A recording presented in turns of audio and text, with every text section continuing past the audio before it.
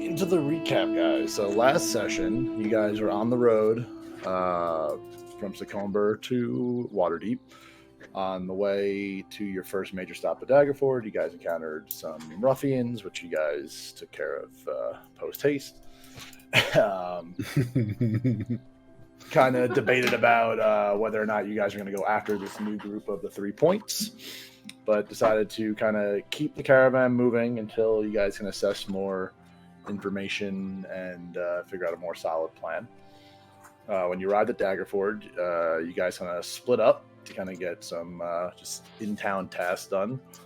Carlen visited the local ink master, got some information about a person named Opal, who was a man of legend. Was pretty much told to go to a major city to try to find out more about this Opal. Cren went to one of the local blacksmiths, and what were you doing there? You were trying to improve your gun. Is that what you were doing? Yes, I was. So in attempts to improve your gun, you, being a little short on funds, decided to work off a debt with the crotchety old blacksmith there. Cora tried to exchange some gems that she found on the road at the local bank, but felt she was getting shorted in the exchange rate, so kind of holding off on that. And Elevar, I believe you were looking to try to get some new armor at one of the other blacksmiths. I was improving the plate that I had gotten off one of the bodies. Not the Black Knight's plate, but there's not a half plate or whatever. And so I dropped that off with whoever his name was. That's right. I don't think I remember his name either, so hopefully someone has that note so that I can remember the new name. I have a name. I don't remember if that was his name, but Carrick Blackdraft. I don't know if that was him. No, that was the guy you fought on the road. That was right. The big dude. But in you guys parting in your own separate ways, Cora did meet back up with Cren to kind of touch base on what's going on, and she returned back to the tavern. And that's where we left off for our last adventure. Okay, so I got my day's work worth fixing the gun and stuff. Correct? Yeah. Yeah. You worked. You did a good day's work and picked up some little tips and tricks and little some skill while looking over the blacksmith's shoulder while you're doing his cleaning. Cool. So you definitely have improved in that aspect as well. Yay. Let's see. Carlen, you're still on the tattoo table. Elevar, you were heading back to the caravan, I believe. Yes. We last left off. Go harass John for money. Gotcha. Okay. And Cora is in the tavern. All right. Well, Cora, as you return back to the tavern, you see the very aggressive bar maiden who was putting her fist in some patrons' faces the last time you were there. Then they were getting a little uppity and a little lippy. She recognizes you and pours you a drink and leaves it on the bar for you as she's busy dealing with other things around the bar area. I need you to give me a perception check. What time of day is it, by the way? It's getting towards the early evening. Okie dokie, my perception is 15. All right.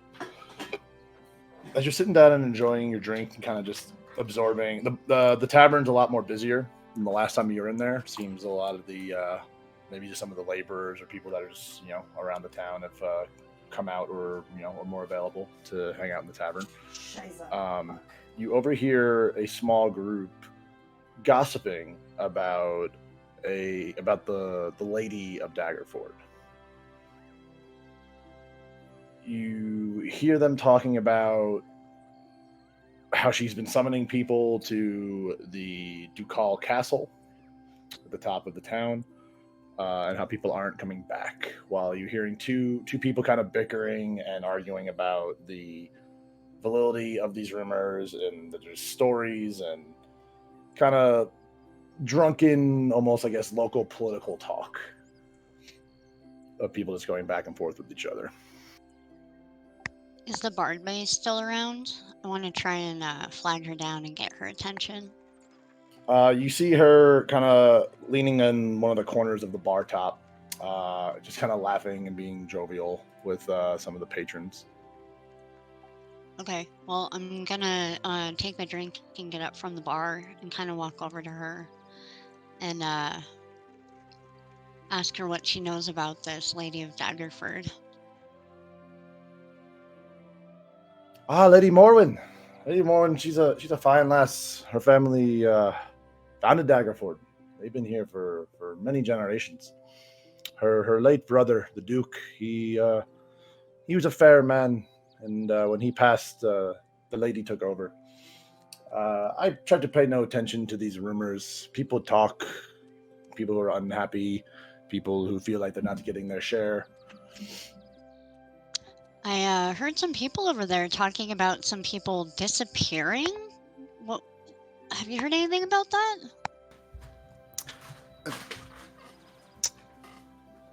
She kind of looks around the bar a little bit and kind of moves away from the other patrons as if she was kind of more just like talking out loud.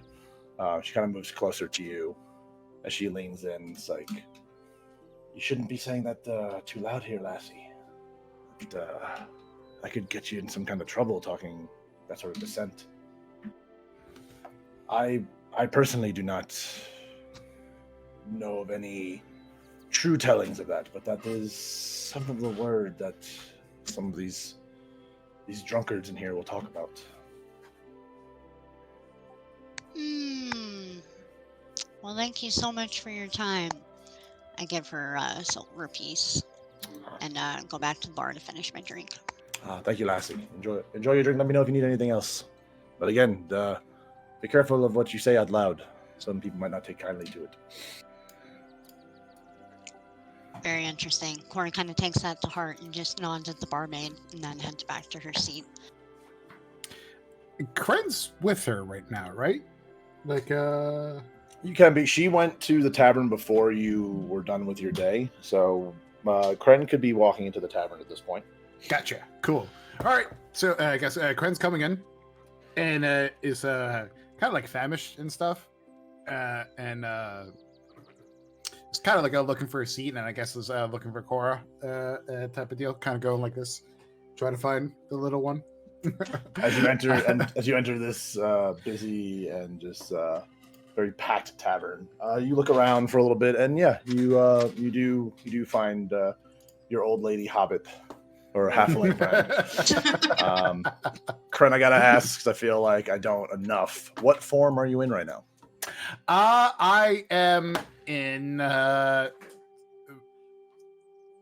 regular human form, I guess. You know, like being a little boring and stuff. Like basically a face where you're just like, whatever. Not too handsome, not too ugly and everything. Just very average looking and stuff. Okay. Yeah. And I'm looking for Cora, but just like going like Cora.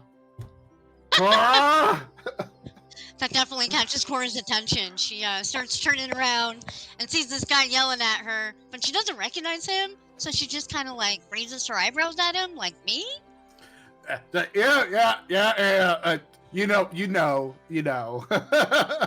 I go towards her. I'm just like, don't worry, it's me, Cren. Yeah. Don't worry. Oh, okay. Yeah.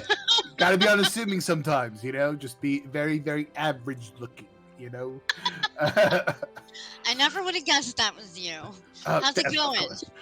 Pretty good. You know, just getting the old gun like fixed up and everything. You know, trying to make it a little better. You know, go from here. I am famished.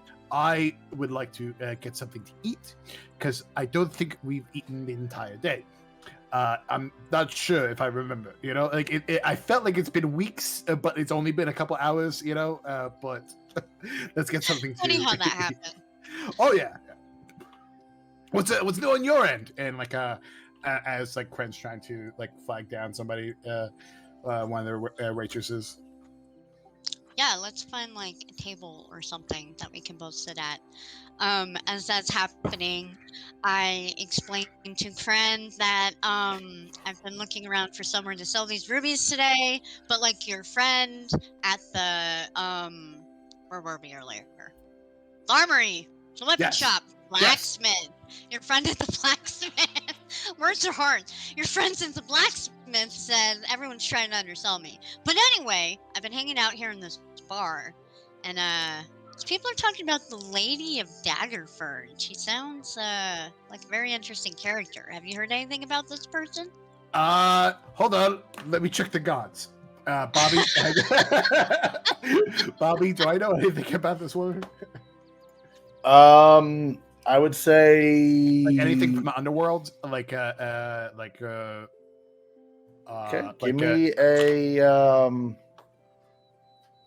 Give me a history check.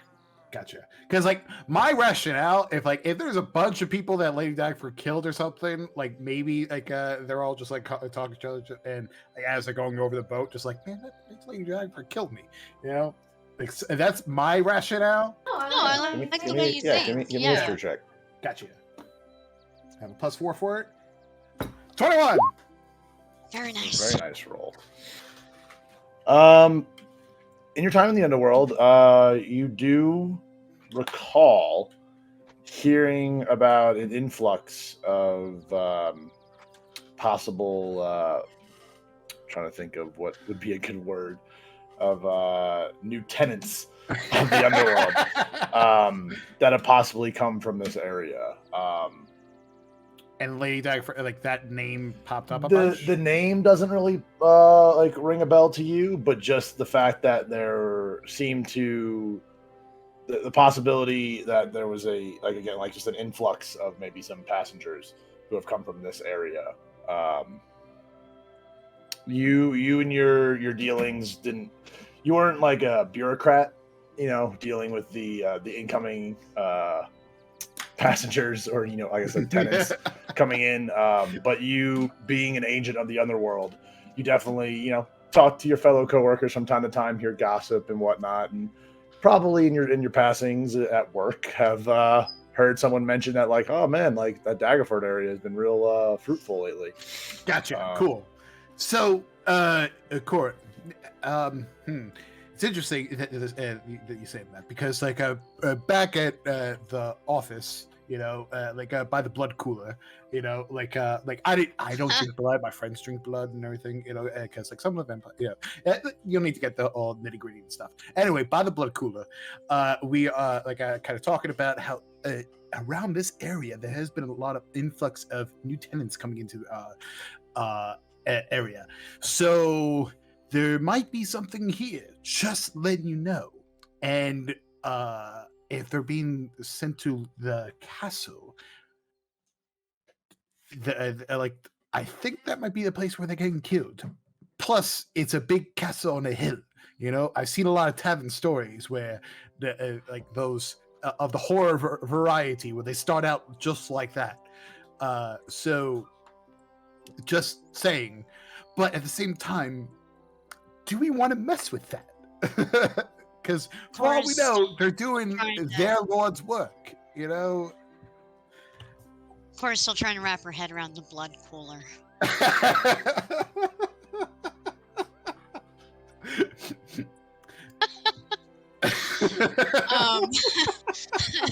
Yeah, she's just kind of sipping her beer, narrowing her eyes, looking at Cren.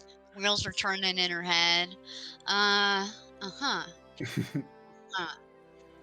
Yes. I never put together things myself. Too much iron in it. Just yeah, that's kind of faulty. But yeah, no. You make some good points. But let me ask you this: Sure. When we started our journey to Waterdeep, it was to try and get in touch with the underworld. Sure. How invested are we still in making this happen? So here's my thinking about the underworld stuff.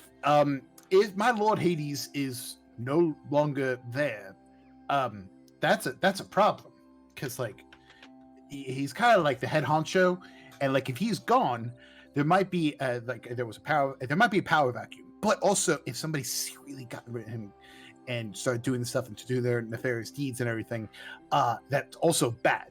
You know, Hades, like he's not a bad guy. He's more of just like weighing the like souls and making sure like you're good, you go this way, bad, go that way, my bad. You know, like he's never a bad guy. So that's why I kind of want to keep him there. If he's not there, the person who is there could do a lot of harm. That's why I kind of want to go back there and figure out exactly what's going on. No, I completely understand. Right, but I'm not sure if there's a time limit on it though, because like it could be that like it could have been like that for a while, and like if we come back now, it doesn't really matter. Or it could be of the utmost urgency. It's tossed up in the air, but as far as I know, it's still in the air. We can do whatever we want. So if you want to take care of this, I'm right behind you, Cora. Look. I go down to her level and stuff. I'm just like, listen, if you want to get shit done, I'll do it. Hi, baby. Well, all I can say is it definitely sounds like there's some murdering being done around here. Oh, absolutely. You know, and like there was a lot of murdering. Like just to give you a sense of stuff, you know, like when like we notice an influx of stuff, that is a lot of people, because like a serial killer killing 10 people and stuff like that does not that's not a blip on our radar. A blip on our radar is like, all right, how many souls do you think it would be, like, Bobby? Like, just so I'm not pulling this out of my ass and making sure I'm pulling it out of your ass. I want you to pull it out of your ass. So gotcha. It's like at least like 500 souls within like a couple of months. You know, like actually no, because like we have a good understanding. Like, all right, who's supposed to die around here? Who's supposed to die around here? But a lot of unexplained deaths within like a month or so, like 500 people. You know, so it's kind of weird. On your side of things, people you don't even know, because they're all like basically people like us, you know, like travelers and stuff that you don't really get a sense. But these people, like on our side, we're noticing the difference, and corporate didn't really want me to get part of it because I had my own set of stuff. But like I know that there were people supposed to solve this. Apparently didn't do a good job. So a lot of shit's going down as far as I can tell. That's the best I could tell you. Too many underworld underlings like parkour. Yeah, parkour. It's just they're all just fucking around too much down there. Absolutely. If I could tell you the amount of like dumb assery that has down there, you're gonna think that we're incompetent, and we are mostly, you know. But it's because Hades is not there to rein us in, you know. Well, I'm thinking we should probably, after we eat, head back to camp, touch base with what's his face, John McKinnon, and see how urgently he has to get to Waterdeep, because we did promise to watch his caravan. Oh, absolutely. So okay, yeah, let's definitely I'm a shifter of my word, you know. Like,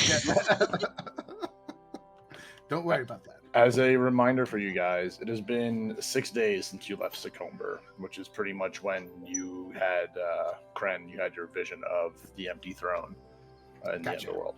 Yes. Okay, so while you guys are conversing at the tavern and getting yourself something to eat, Elevar makes his way over to the main gates of Daggerford, where he runs into John McKinnon, who is still dealing with just finalizing and securing his caravan within the caravan carriage, or carriage lot, essentially. John, we got quick talk, real fast. Yes. What can I do for you, my friend? So about the payment, so I'm gonna need it now. I don't think you have given me money. I'm actually not sure of that either. I don't know if he gave us half to start or what, because I didn't write that down, I think. But notes are hard. Yeah. yeah, I kind of need some money for some upgrades to protect you better. So hopefully we can either expedite the full payment, or if you haven't already, can I get the first half or half of it? You know, I'm still gonna protect you because everybody else is kind of going with it, and I like murdering. I mean, I'm for saving you, so we're good. So don't worry about me just running away. Now that I've said it, though, you might worry about me running away. Anyway, so about that money. Yeah. So as So about that money there. give me we're about a to go persuasion Brooklyn check. Persuasion. As Plus McKinnon, 7? as you're doing this roll, reminds you of what the Jesus, that's a Natural 1. What the fuck? I have plus 7. The entire time I'm talking with like broccoli in my teeth or something, and he just hyper focused on that. That'd actually be great. You just found some broccoli stand in the marketplace as you were walking by. But no, he reminds you that the contract was for 100 gold, but with the possibility of a bonus, which he does say and confirm that you guys have definitely earned your bonus, but he's a firm believer in payment when job is complete. Right. Okay. Gotcha. All right, then I'll leave. I kind of just leave John, kind of like slowly backing away. I was like, yeah, all right, cool. Thanks for all the help, buddy. And now I have to figure out how to make like $100 and something real quick. Maybe murder, or I'll just go back to my roguish ways. Can I, having my... Wait, aren't you a paladin? I What roguish am. ways? I'm multi-classed. You don't know about that. Love it. Before you attempt to like walk away or leave, John, he asks if you have seen one of his drivers that was with the caravan while you were in town. I guess, can I like roll to see if I passively saw him, like, you know, if I can like remember if I saw him? Because I don't think I... Sure. Yeah, give me a history. What's that gonna be? That's gonna be a history check. 13. You slightly recall someone who could have looked like one of the drivers being escorted by 2 guards to the marketplace. Two city guards or 2 town guards. Yeah, John. I mean, I kind of recall. I think it was one of your drivers. I really wasn't paying that much attention, but I'm pretty sure they had the same beret. I think he was a beret guy. I'm not too sure. It's fashion's weird for me. But he was being escorted earlier. Why? Do you need me to go grab him for you for a couple bucks? I could do that. I could, you know, a few dollars. Yeah, I'll do anything for 20. Anything. Give me another persuasion check. I just like, as I do my persuasion, anything. I fucking natural 20 did. Okay. As he looks at you at your request of payment for assistance in the driver, he offers you the half payment that you were looking for. Okay. It was going to be 100 gold pieces to get his driver back, so they are not going to be delayed any further. That sounds good. I big swing between your persuasion rolls. It's like crazy. The vast 1 to the vast fucking nat 20. That's great. John, you got it, buddy. I will do that for you, right? I will murder, straight up murder to get him back, just for you. Don't worry. His face kind of like is like, oh, maybe not murder. Just, you know, just get him back here, please. You got it, buddy. Right now, like, as I like walk away, my voice gets like fainter. You got it, buddy. I'm on it. So fast. And I just turn around and start running, like in the direction I thought they were, that I think they went. Is that the correct place direction that he's going? Yeah, I'm like just running outside the gates, not even like running towards the town. Run. Just like other direction. Yeah. I just passed John again. Yeah, my bad. This way. You go screen left and then realize, I'm going the wrong way. Hit screen right. Yeah. All right. Yeah. And I guess that's gonna be towards the hill, whatever, the large castle you saw. Yeah, I would say you saw them based on this map that you're looking at. They were taking them from like the main marketplace area further east into town. Like towards major landmark would be like the castle. Right. All right, so I'll like start heading over there. And then I don't know if you planned on like, I have to like hold alt, I think. I don't know if you planned like to then side or quick fade to like Carlen as I chase. Yeah, as you're walking to the marketplace, you notice your monk friend leaving an establishment. Yeah, kind of like reaching back to his back, kind of scratching a little bit, but trying not to do it too hard.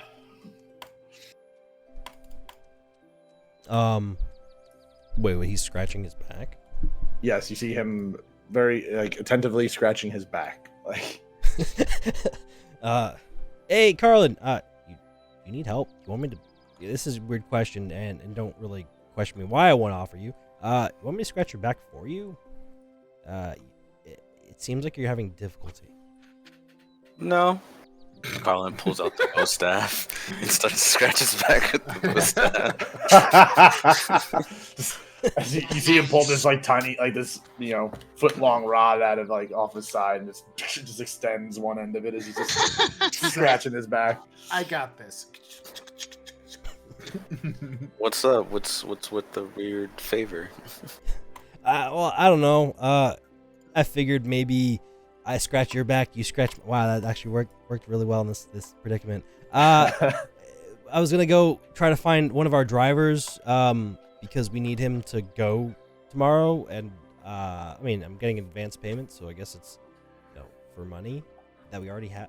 This didn't really work out in my favor. Anyway, so I figured maybe you'll join me. You'll join me on my adventure to find our lost driver. Sure. Should we tell the others? I'm sure it's like a quick adventure. You and I, 20 minutes in, out, real fast. 20 minutes, huh? This became a Rick and Morty episode. Yeah. I forgot the actual line, so I'm like, 20 minutes in and out. Okay, sure. All right. So let's keep on heading. I think it was this way. Just keep your eyes out for anything that looks like a man and two larger men. I really need to figure out what I'm looking for. Okay. Are they going into the tavern now? That's up to them. Yeah, I mean, Elevar would have walked past the tavern to walk past where Carlen was coming out of the tattoo shop. I guess we should. I was just kind of ask questions. So yeah, where should we start? Well, should we grab the other two, or should we just kind of do our own thing now? It's entirely up to you. You know where to go. If not, then we have to ask questions. All right. You said this is our driver being carried by two larger men. Well, not carried, more like being escorted or holding hands. It was really dark. Holding hands. You might be into something. What's the building that Corey just came out of? Wait. Do I see anybody around where we are currently? Maybe a stall keeper or something like that? The marketplace is kind of dying down a little bit. People are kind of closing up as it's becoming more night, end of evening sort of deal. It's starting to get darker.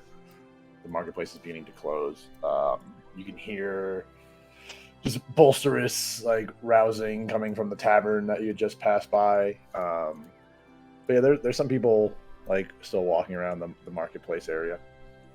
Do I see a stall, like a stall owner or something. Like basically, I'm looking for somebody that would have been there. Like that's what I'm actually looking for right now. Give me a perception check. Yeah. Perception. 16.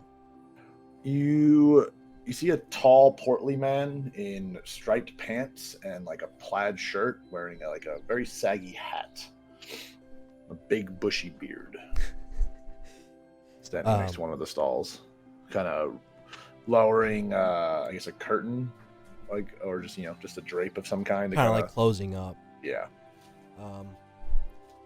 I kind of like look towards Carlen. I'm like just follow me with my head, like quick head bob. I approach this man. I'm like, hey, excuse me, sir. I was wondering if you have a moment to, not to like sound like a salesman. I was wondering if you possibly saw something earlier or saw somebody earlier, and I was just want to see if you have a minute just to have a conversation. Oh, I see lots of people all day, my friend. But you'd be a little more specific than that. But I don't want to. I'm trying to get home, so if we can make this quick. Certainly. Basically, it was a gentleman that looked like, and then I kind of just quickly give a brief description of like the general look of our missing driver. And also, he was being escorted by 2 guards. I feel like it would have stood out if you were kind of just standing here, just because not many people get escorted by guards. Did that happen by chance, and you see it? I mean, who notices these things on a daily basis, eh? People get taken by guards, people don't. It's not really my business on what goes on with the doings of the guards here. I take out, I want to say like 2 gold, and I'm like, and I kind of just like, would something, and I'm like kind of like thinking with my hands, but like obviously like trying to whatever, would something make it your business possibly to have seen it? Give me a persuasion check. I just want to point out how much gold is actually worth. With 1 gold, you could buy a chicken farm. Jesus Christ. Yes. Maybe I shouldn't have put 2 gold. I'm just, oh man. That 20. As the gentleman kind of rubs his round belly. Maybe I did see something happen earlier today. Someone that matches that description. That if they would have been escorted by the guards, as you say, they would have been taken up Duke's Way towards the castle. But again, I see lots of things all day. But maybe I saw that. He's kind of putting out his palm for the gold. I kind of like take the 2 gold pieces that now are worth more than I knew, and I put him put his palm in, and then I quickly like shake his hand like with the money in it, and I'm like, oh, thank you so much for giving that a nice conversation. I hope that you have a wonderful day and get home safely. And I kind of just like start to walk off with Carlen. Thank you. Fine for now. Come back tomorrow morning, and you can spend the rest of your gold on my fine wares, eh? you got it. I'll definitely come back. I don't even know what he sells. I look towards Colin. And yeah. So I guess yeah, Carlen. So we're gonna have to go toward the giant castle. What's the odds that this is gonna be a simple, not combative at all, no risk of dying fight? The DM glaringly sips his cup.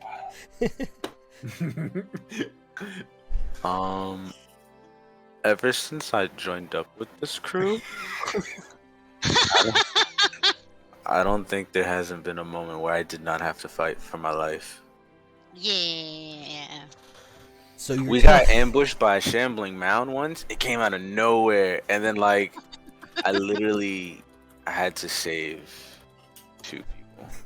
One of them was Cren, and the other person's now stuck inside of a ring, which is actually kind of ironic if you think about it. But yeah, we've been fighting a lot. So you're telling me it's a maybe? I'm saying it is 100% a possibility, knowing that this crew, and we don't even have a name yet, but we find ourselves into a lot of fights. So you like, I mean, I think that you technically took the place of Ivana, because like our first introduction to you, you were like asleep.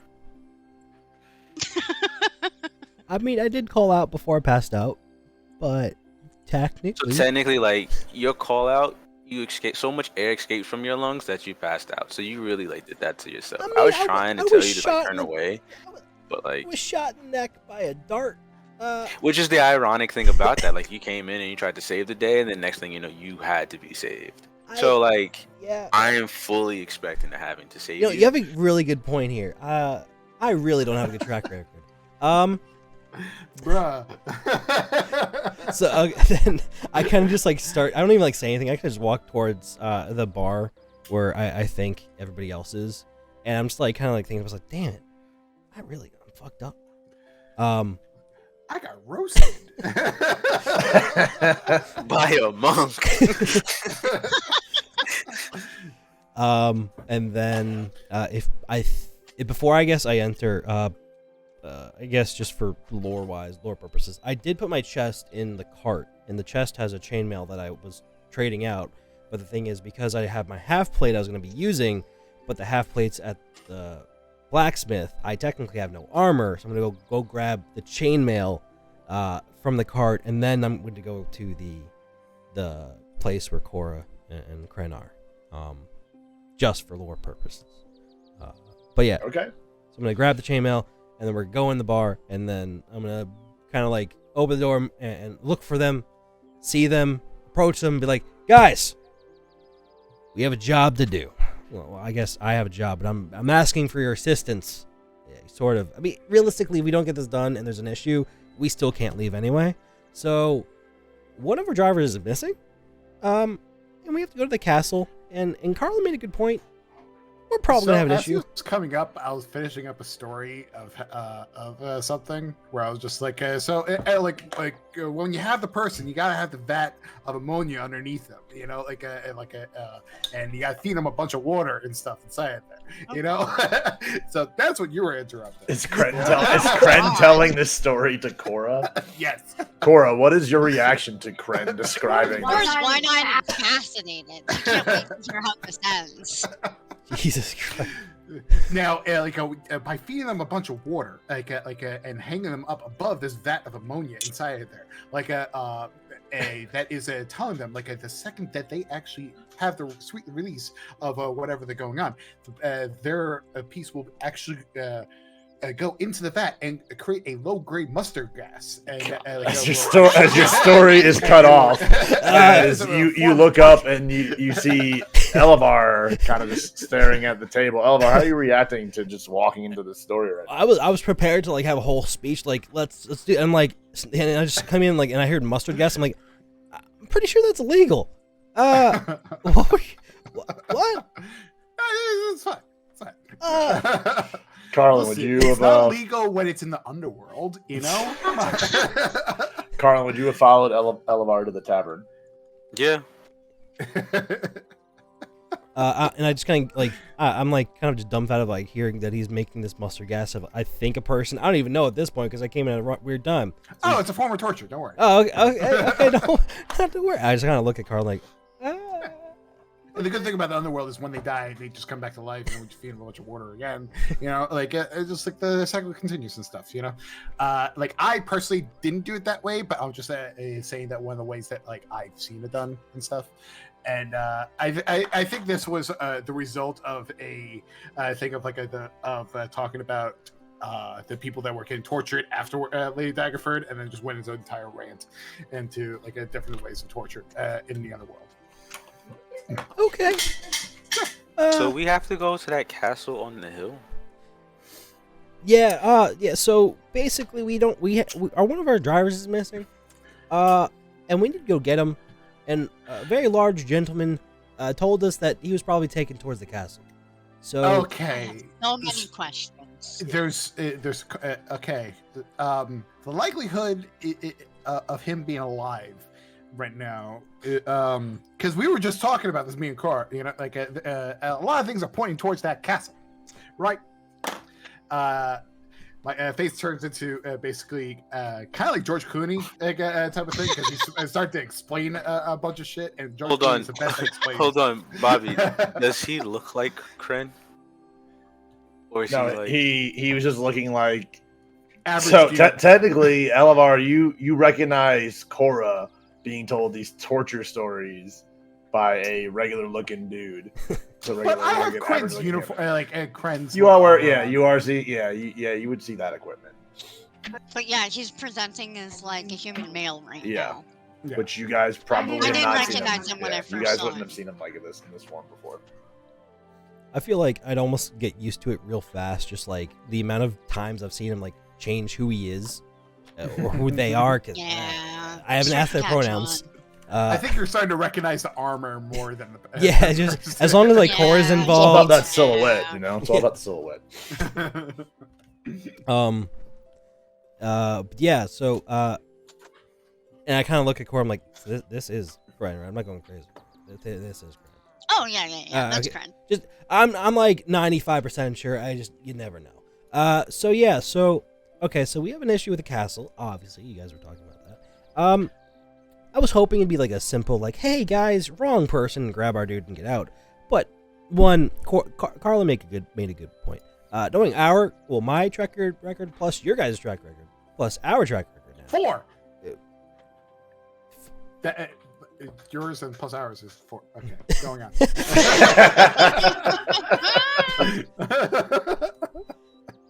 Okay. Well, yeah. Basically, the chance of us not having an issue is probably like 0. So we're gonna need to all like probably enter castle, take over the regime, become the new warlords. I don't know. At this point, anything's possible. Well, it's so much bureaucracy that you just went through right there. No, because like when you have a whole bunch of stuff underneath it, you have to deal with a whole bunch of like red tape afterwards and everything. Fuck that. You know, let's just. All right, I'm gonna suggest something. Please hear me out. Okay. Let's hear it. Okay. First, we go in there, talk to people, see what the situation is. If the situation is that we don't like it, we go back outside, burn the place down. Also, how important is it that we keep this guy alive? Like, Let's be real that this person's probably dead. Well, I know. Like, go ahead. We have a chance to save somebody. Right. And And we're I know gonna it's see. the right thing to do, Right. but how important is it that he stays alive? Well, think of it this way: how much do we want to be a driver for him, for this guy, for John, for the rest of our journey?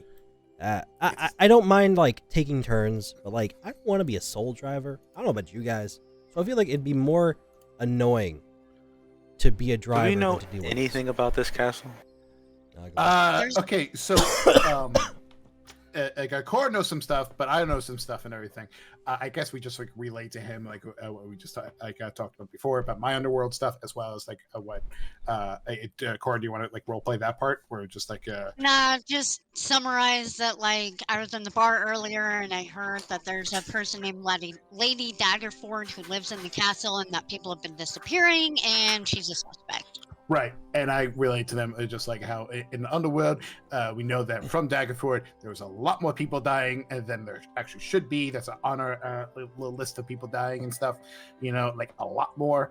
And like by hearing this, 2 and 2 equals 4. 4 is add a 0 to the end of it is 40. 40 is a biblical term and everything, and end times.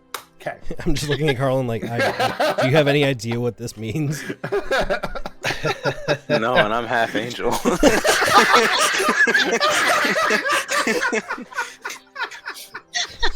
Solid response. That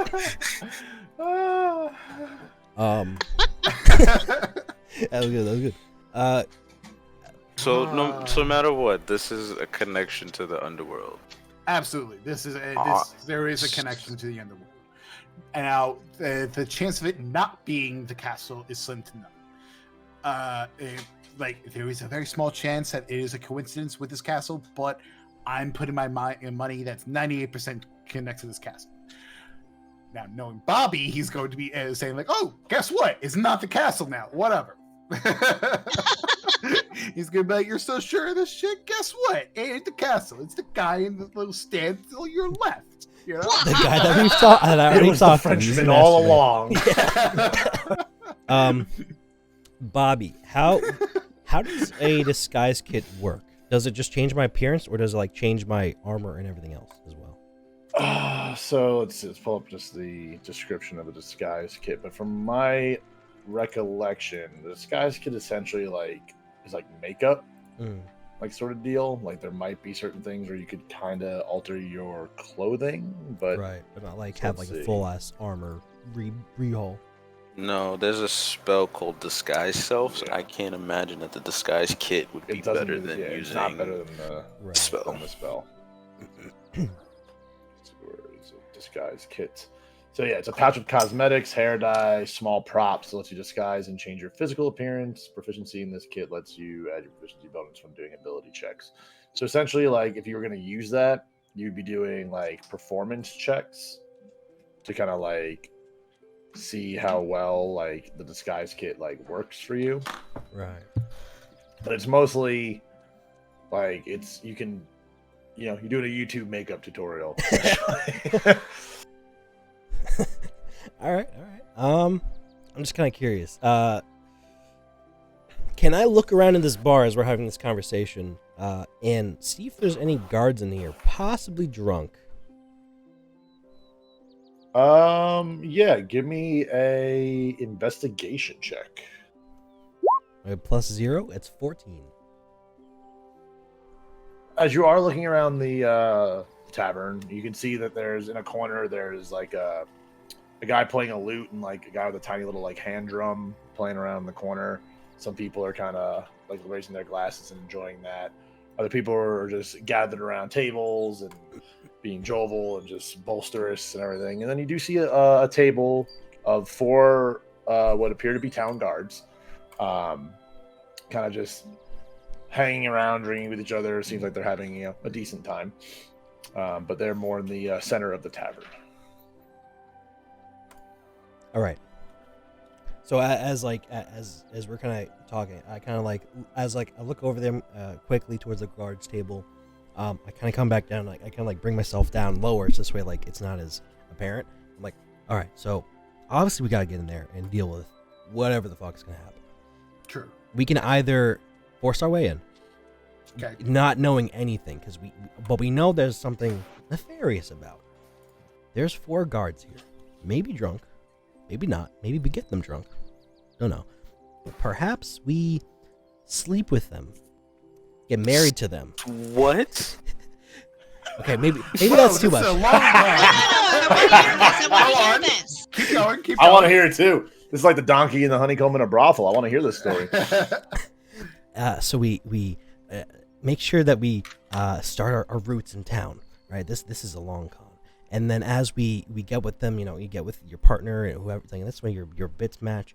And then we have kids. And then the kids grow up. We teach them our ways and our respect, and then the kids become guards as well. And then the kids infiltrate. Okay, maybe this might be a longer thing than I expected. Buddy, that's at least 12 or 13 years in the future that we have to do. I was thinking more like a week. All right, well, we can't gestate the kids for that quick. All right, Or here's my suggestion. Aren't you an elf? well, I'm half elf. How long do you live for? I think like maybe a little bit longer than a normal human. Yeah, they don't live that long. Trust me, especially when I'm around. No, I don't kill them. They just kill around me. Sorry. Anyway, so that first part of the plan, talk to the guards. Yes, okay. Maybe we could figure out exactly what's going on. Specifically, see if there's any guards that's actually working for that castle, because since it's high up, I most likely that those people have high esteem within this town, if not, maybe it get easier into the thing, and maybe we could pose as guards that's trying to replace the current guards there. If we can't do that, Plan B. Maybe we could talk to the city morgue and see if we could get access to maybe some recent people that have died within the town, and see if anything strange is going on inside of there. Because like, if it's just like, oh, they got stabbed or strangled and everything, I'm like, oh, okay, that's stuff we can deal with. But if we see that like there's strange burn marks or like a necrotic stuff that goes inside of there, like, all right, we might have a better idea of what we're dealing with, you know. I'm sure that like Carlen could also look at that and see like, oh, this is Angel, and I could look at this like, oh, it's not this way, you know. So we have a wide array of people. So that's our plan B. Okay. All right. Having the kids thing, I don't think is going to be an option because I see your point. Okay, maybe we mix the plan around here. Because truthfully, I don't think we're going to live for the next 10 years. All right? Let alone the next month. Let alone the next week. You know? True underworld people have such a grim outlook on life. It's more of just like, I'm not afraid to die, but it's more of just an annoyance of dying and going through the underworld, like dealing with all that stuff. Like, trust me, guys, you don't want to die, not because like the underworld's bad. It's not. It's just so much paperwork you have to deal with. You know, like a lot of red tape. Yes, yeah. And when I say red tape, I mean like the tape is made out of blood. You know, because like so you have a lot to deal with down there. You know, and so my way of dealing with this is not to die, but if you do die, it's more of an annoyance. So why don't you act as if you're doing an inspection for the underworld if you think that these people are going to hell? Because, well, hold on. Not hell, but you get what I'm trying to say. Yeah, I mean, you are technically the person that pushes the paper, correct? Right, but if I keep saying stuff of saying that my underworld people are doing it, they're gonna like it brings shame upon the actual agency and stuff. I don't want to do that. And also, like, I'm not. Do you even have a badge? All right, first of all, like, is that what the coin's for? I'm not a cop. All right. I'm just saying, most people who are important have badges. So. Do you have a badge? No, I'm a monk. Actually, wait. Okay, is your answer to everything is that I'm a monk? Is that your answer? I mean, I can flap my wings out. That's a little bit more important than you. More important, please. All right. You don't even have an identifier. You just... I am my identifier! So then we use you to get into the castle, and then we figure shit out. Okay, or like, we do what we do best. And what, go to sleep? I was gonna say get fucking Wow! Drunk. All right, hold up. Elva, I think it went right over your head. Like, Carlen, take that back. That was very mean of you to say. He has proven himself like a one point or another. I have narcolepsy. Okay, but Elva, I'm trying to stick up for you, buddy. Come on. Elva, roll for deception on it. So it makes you have narcolepsy. 11. Yeah, most of the group, like you didn't sell it quite too well, but I'm like, what? I think we know better. A narcoleptic rogue? That's comedy. New character idea. Leave it to you to pass out while you're trying to steal some shit, right? That's a great fault for a fucking thief. Oh my god. That'd be so good. Well, should we go check out the castle? Well, that's...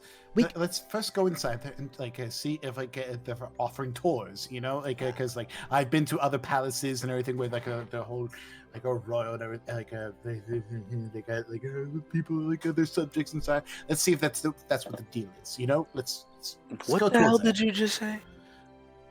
All right, like calm yourself right there. I'm like I was trying to be all like that they're all like high and mighty and stuff. Okay, Carlen. As like they're kind of arguing, I kind of just get up and grab a drink off the table, or let's say by a passing barmaid or something, like just something that's half drank or whatever. And I kind of start to like act a little bit drunk. I shamble away from my table, and I go towards the table with the guards, and while acting a little bit like whatever, Everybody, shut up. I'm like, I kind of approach. Hey, buddies! You guys are city guards, right? When should we stop this? I don't know. He think he's playing the long con. Let's just watch it. If we see swords drawn, that's where you go in. But right now, like me personally, I love cringe. And this is so. Let's go on. Let's see it. All right, we're all watching intently. As you approach the table and address them, they look up. Yeah, what of it? Oh, it's always kind of been a weird dream of mine to go to a castle and kind of explore it. Weird question. One of my buddies said that you guys offer tours. Is that true? Oh God, he's mentioned us. I'm not even pointing or anything. I'm just like, my buddies says somebody. Just nobody in specific. But do tours. Oh my God, this is so much cringe. It's hurting me. Don't make eye contact. I try not to. As they're kind of when you first approach, they seem like they're enjoying their company and just their time hanging out with each other, kind of looking around at each other, just annoyed as. Actually, you know what? Give me a. Because you're not actually drunk. Give me a deception check on acting as if you're drunk. 18. Okay, cool. Good roll. As they believe this, by the way, you're talking and kind of standing there, kind of swaying a little bit. They believe you're just another drunk patron. So you can kind of see the annoyance on their face of their good time being interrupted by just some drunk guy. Tour, it's night. Why would you be going on a tour? And who gives tours of castles?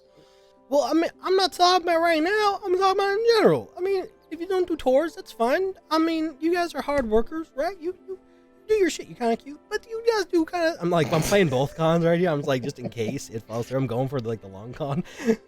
Is he actually drunk at this point? But you. Oh my God! But if it was day, would you give a tour? No. As they kind of heard you say the cute remark, as they all kind of look at each other like, what was that? Are you hitting on us, man? What is this? Well, side note, I might be going for a long-term relationship, but I don't mind the drunk rambling. Did he just say he wanted to go steady with them? Don't mind the drunk ramblings of me. I'm really love it. People are weird when they're drunk. I'm just some people are huggers, some people are kissers. I'm just oh my God, long-term with somebody. I want to stop this. I can't. What are you gonna do? I don't know. I have no idea. Just pretend you don't know him. As one of the guards kind of looks up at you, it's like, all right, my friend, I think you've worn out your stay. You might want to move along. Leave me and my friends be. If you have business at the castle, do it at normal hours. That's fair. How about I buy you guys around, just as an apology for wasting your time? That is. Give me a persuasion check. Fucking 1. Why? I got a natural 1. How about you pay for the rest of our drinks for the night, and we'll forget about this uncomfortable encounter.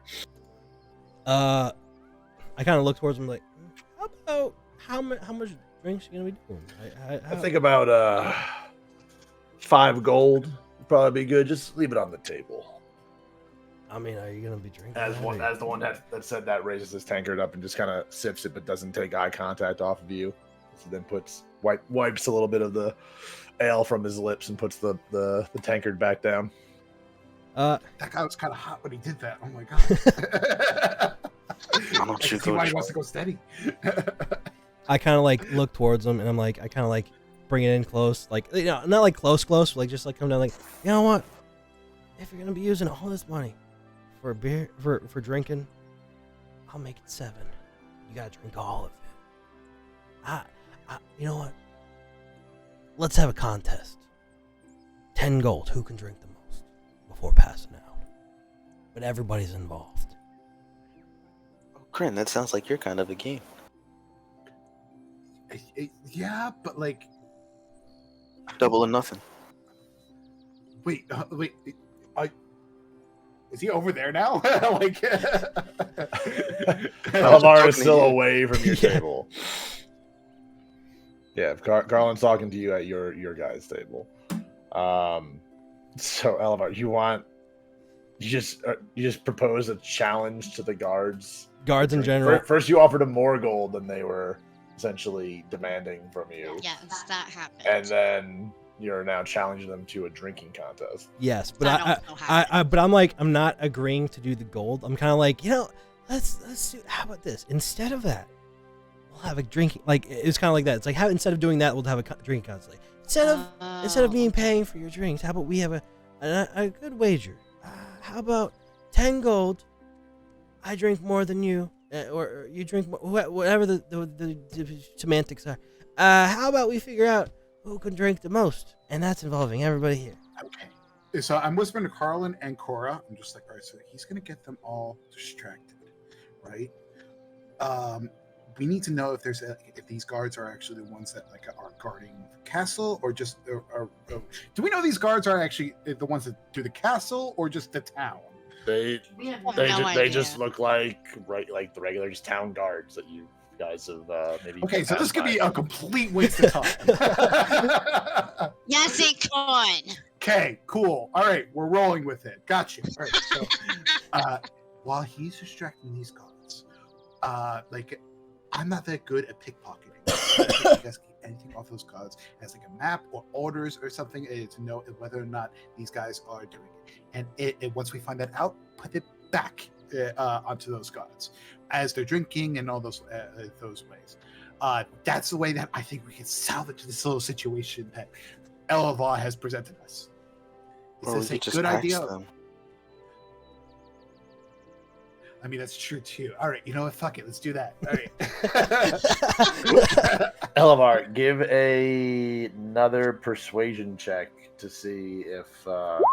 16. But do it. You got to do it at disadvantage because of your fail from your last one. Yeah, persuasion. So roll again. Nat 20. Yeah, I'm trying to figure out why we are being sensitive to the town gods. We don't need to be at all. Right? Yeah. As the four of them kind of look at each other and kind of like lean in and talk and like you hear them whispering to each other. We look up and it's like, all right, drinking contests. What's the what's the rules here? How about we do shots?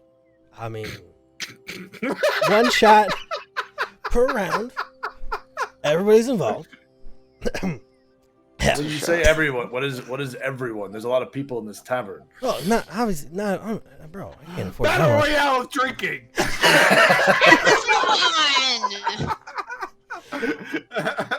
I'm I like, overheard your like. I jump up onto my table and I'm just like, I have overheard that you are doing a shot. Yeah, I'm pretending to be drunk as well. Shot for shot thing, right? What if we get this entire ball together? We all take shots, and the last man standing wins the prize. We all put in 1 gold, each of us, and the winner of everything gets that. oh, that doesn't sound like a bad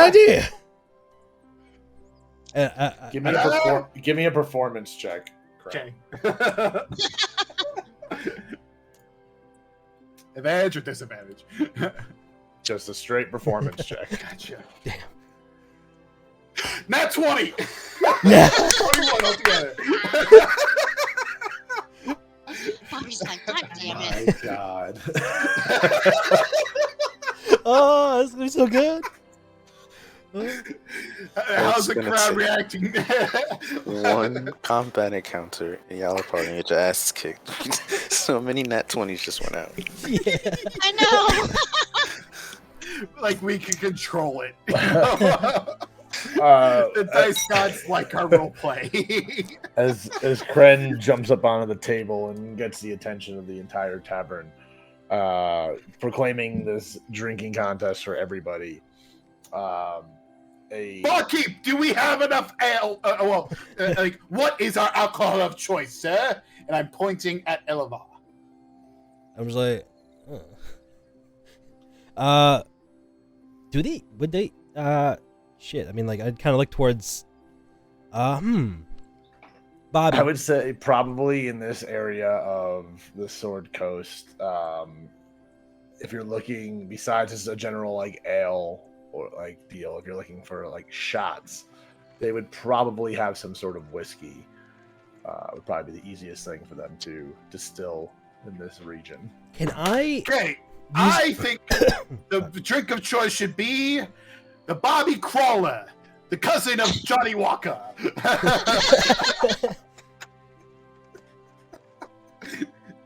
Hell yeah, let's do it! Bobby Crawler for everybody. I know for a fact for each one of those shots is one. I don't know. I'm trying to figure out gold payments and stuff. Like one gold payment for every person in the bar. But also, like, if everybody's involved, it's like it's So- like they're not obviously, like, we're not buying the shots. It's just like, you know, maybe you've persuaded them to partake in this battle royale. Yes. Well, speaking of payment for this alcohol, the very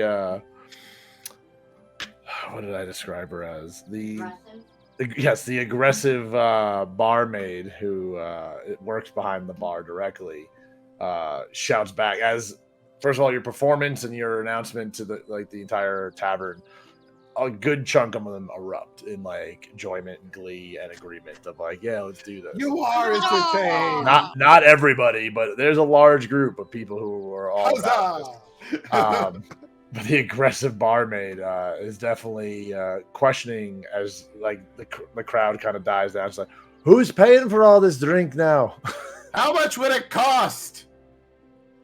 And as she kind of, like, just spans across the room, like, of how many people responded. It's definitely going to hit the coin purse a little bit more than you probably think with all these number of people. I'm just curious now. How much would it cost? Mind you, a gold could buy a chicken farm. I look up at Cren and I say, who said anything about gold? Why'd you put that in their head?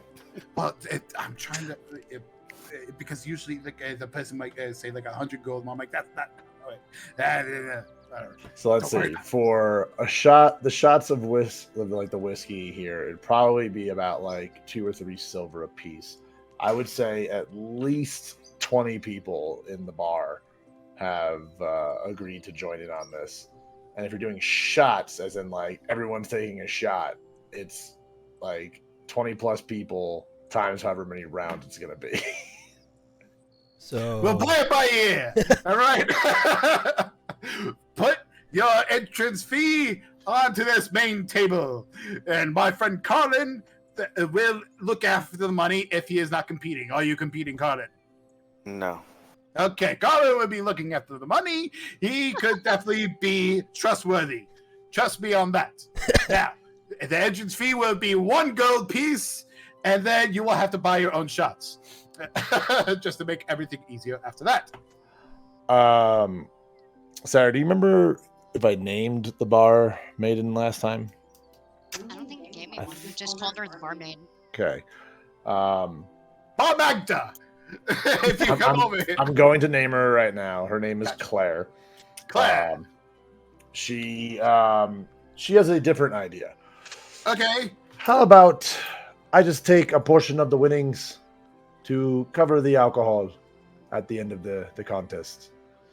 Okay. That sound fair? I'm trying to do the math in my head.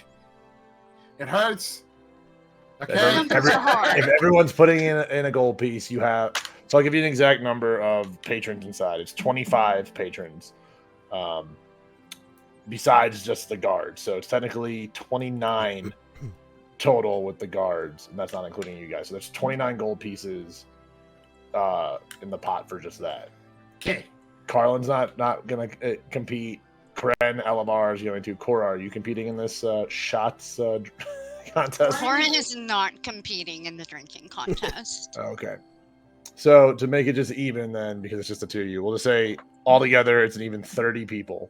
So it's 30 gold going into the pot. So assuming As Claire like, kind of walks around with the biggest tankard that she has and just kind of is just collecting the gold coin from. it would be about what, anyone who's 20% realistically at the end of it. 20% of the gold would then be the barkeep's, because if it's like 2-3 gold per thing, and let's say 10 shots would like knock somebody out, depending on average. Yeah. It's like about 20% then. So She would be like, she would say that'd be a fair percentage of like a rake for this contest. She'll supply as much of the booze it needs to for a 20% of the rake. 20% rake. I'm not like, as Elvar, I'm also like not saying anything because like I don't want to like give away, like I don't want to be like, well, in fact the math is, and like just give away that I'm not. I guess you said this is player talk, not character talk. Like that's fair. Like, you know, like 15-20% rake from the 30 gold pot would be very fair. Yeah, repeating, of course. 33.3 repeating, of course. It's better than we normally do. So yeah, let's do this, chums. All right, let's get this. Cren Dilbin. Oh God, he went in. Stick to the plan, chums. I can't cast with this shit, man. Did he just say his full name out loud? And as Cren just like screams out his own name, I look towards the guy as well. I go, well, it seems like everybody's in. Are you guys in? You guys have fun. I'm gonna sit this one out. I'm looking at everybody. I'm just like, alrighty, we're gonna all do the shots at the same time, and then whoever it drops off, you're out. We're doing this until you are done. Is everybody ready? So the winner will get 24 gold pieces. That is nothing, but okay. I've killed people for more. All right. So yeah, we'll get this drinking game underway. This is not where I thought this would be going today. So. I mean, did this actually derail a whole bunch of shit? No, Like, this is totally fine. Nothing derails anything. Everything is supposed to happen. I'm just gonna put on some tavern music, get the carriage journey village music done. So I sit down and I look at Cora and Carlen. I'm just like, all right, so Carlen, you're gonna be looking at the money over here. Cora, if you want to trying to scope out the surrounding area, don't go into the castle because we can't protect you. But if you want to kind of scope out that area, then come back here. You know, tell us what you find. That's why this entire night won't be a complete loss. I think that's a great idea. Yeah. If you have any use your goat friend or anything, or if you know any other woodland critters might help us out. Friend, how dare you disrespect Frederick like that? Frederick would also be with like the caravan as well. He wouldn't have been. Yeah, Frederick's not with us. I look at Cora and I say, why don't you use the bag of tricks? An excellent idea. So as you guys are conversing and, you know, kind of getting your plan together for this distraction, however you want to use it, there's individuals in the tavern are pushing together long bunch of tables together to make a one just long strip to fit all 30 contestants. Here we go, boys. The different bar maidens are kind of just like walking by with the bottles and filling up all these like shot glasses right in front of every competitor. As Claire kind of gathers in front of the table, like getting the crowd ready, and all the people that are just looking on as this drinking contest is going, as the 30 of you are lined up. All right, here we go. May the drinks go down smooth and none of them come back up. Ready, ladies and gentlemen? Let us begin. Drink! I need you guys to roll me a constitution check. Kick it. Hopefully it'll be low for the first shot. I don't want to get fucked up on the first one. 10. All right. As you guys are drinking, Cora's gonna kind of quietly make her way out of the tavern and start heading towards the castle. She's on Duke's Way, is what that road is called. Hell yeah. All right. With turn that tab music up. With the 10 and the 12, you guys successfully pass your first shot without hurling or being completely fucked up by it. Woohoo! I was Also, actually what are not your just constitution thinking- what is your constitution modifiers? Mine's +1. Okay, and Elevar, you're +1 as well, right? Yeah. Okay. I was actually thinking like, oh, maybe That it'll be good. fun. I'll go start doing shots with my character. I'm like, I might just get fucked up if I take shots. I don't suggest that at all. After the first shot, oh my god, a natural 100. Jesus, I was rolling a percentage roll to see like how many would stay in and fall out. And I rolled an even 100. Like, thanks, game. All right, so everybody is still in. Everyone's still in. Everybody's still in. As I take my shot, break it down. I put it on the table. I look across. I'm gonna assume I'm sitting next to 2 guards across from the other 2, and like the big bearded one who I confronted is like directly across me. I drop it down. I'm like, so are you town guards or you castle guards? Is there even I don't even know. And like I look towards all. Is there even like a difference? Is there a difference? Like, I'm not sure. Like I just got here, so I was trying to figure that out myself. I heard there's a tour. Is there a tour? I like, yeah, I heard that too. They didn't tell me. God damn it. As the one looks up at Elevar and it's like, we're here to drink, we're not here to talk. Listen, like, let's be real. The drinking and the talking goes together, pretty much. Like peanut butter and jelly. Like, have you ever had a jelly and peanut butter sandwich? Oh my god, both of you give me persuasion checks. 15. 14.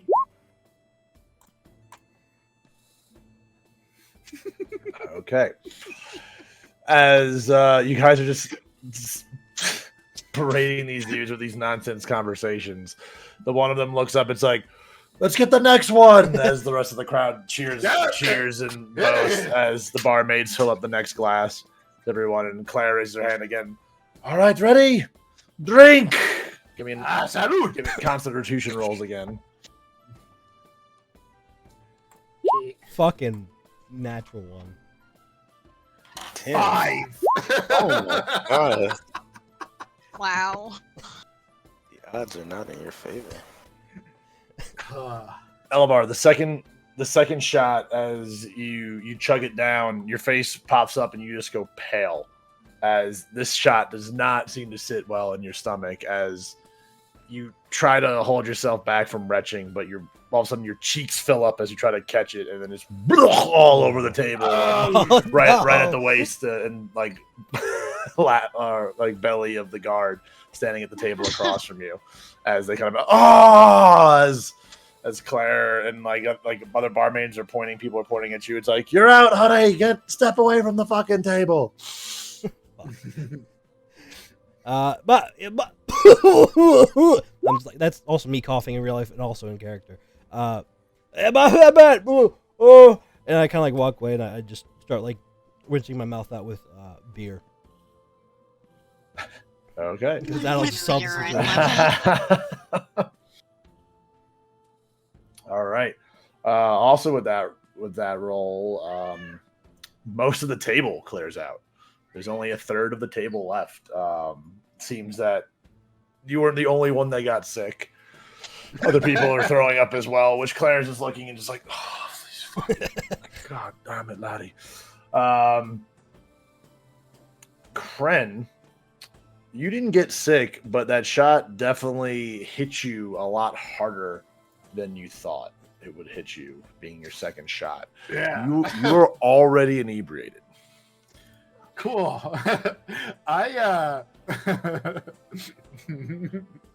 Hold on 1 second. I'm looking at something.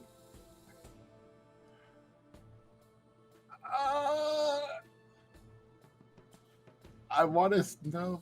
Okay, I'm gonna try something. I'm just like I'm going to myself, and I'm just like, come on, Cren, you can do it. I cast healing word on myself. Does that do anything to me? What are the components for healing word? Healing word is verbal. Okay, so I mean, yeah, you could cast it because you just gotta say it. Are you trying to do it like slyly? A little bit, yeah. Give me That works. a stealth roll. Gotcha. Ooh, I got disadvantage with this, and I have -1. Ooh. All right.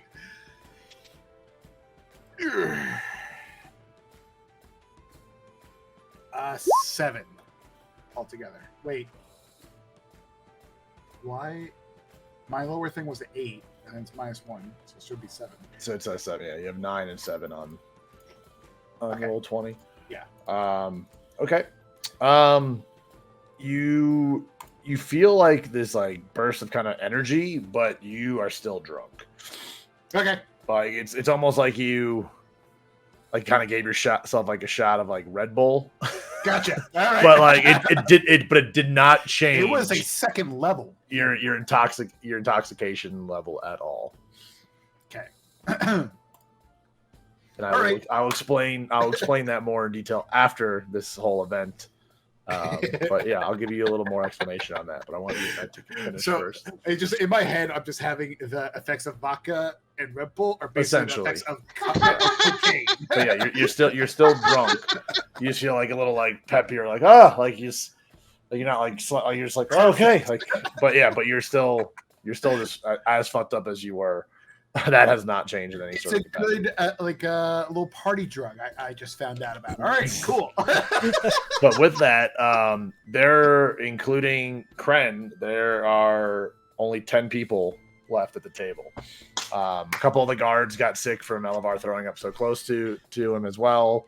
Again, just other patrons that either just passed out because they've been drinking all day, or other ones that just can't hold their liquor either. All right. Getting ready for the third drink as Gotcha. the barmaids kind of like clear stuff out of the way as you possibly can. Since the size of the group has condensed, you guys are moving away from the different areas of vomit all over the table and floor. Let's get the third drink going.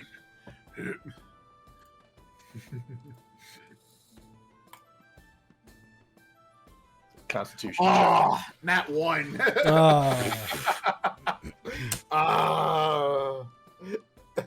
I think like as I'm doing this, like I'm purposely like kind of like having my body kind of contorted towards the side, where I'm just like I'm like in my head I'm like this ain't gonna happen good. All right. As Cren grabs his glass, his cup with confidence and just bravado, just like you got this. You fucking slam that thing down, flip the cup over on its side, upside down onto the table, as like slam your hands down, like just fall back and they're just out cold.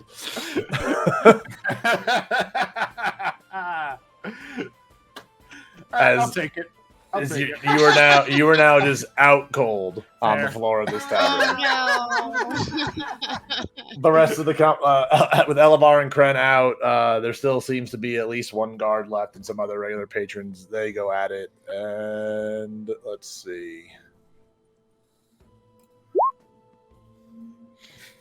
After the rounds are all said and done, the cheering and the more drinks being poured, about 2 more rounds go, as just a local marketplace worker is the last man standing as he's being celebrated as people lift him up and kind of Claire raises the tankard with all the gold pieces as he takes it, and he's kind of like being lifted up and down as you can see some of the coins bouncing out of the top but falling back in as everyone's just kind of just enjoying themselves at this this impromptu drinking game.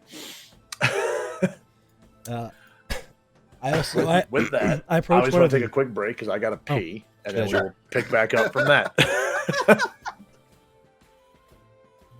All right.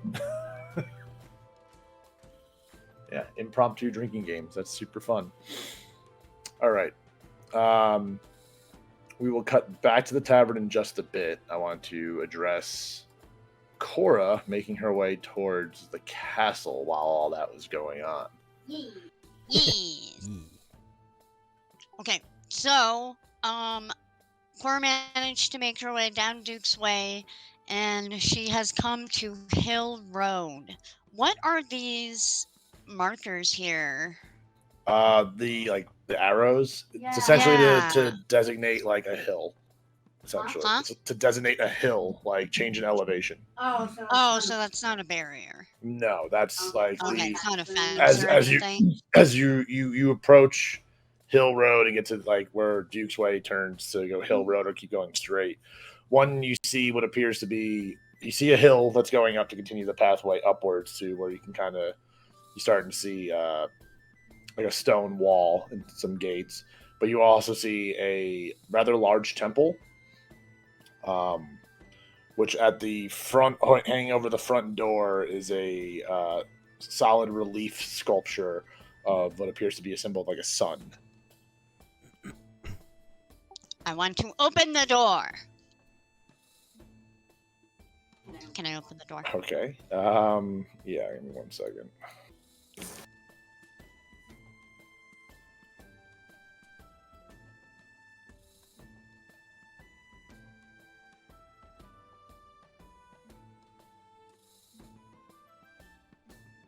Just pulling. I forgot to pull up that tab of this temple.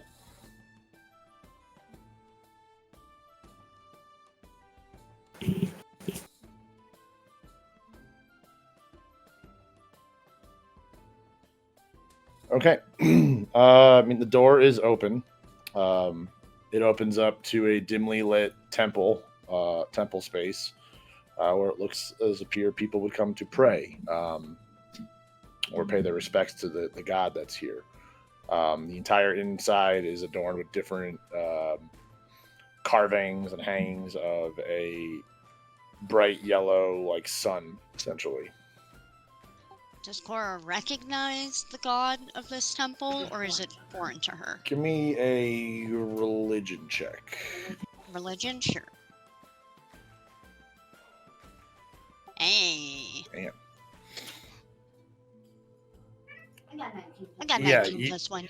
You No. recognize this temple to be a temple for a Monothor. It's a greater deity, also known as the Yellow God or the keeper of the Yellow Sun. This god is usually portrayed as masculine, errs on the side of lawful worshippers.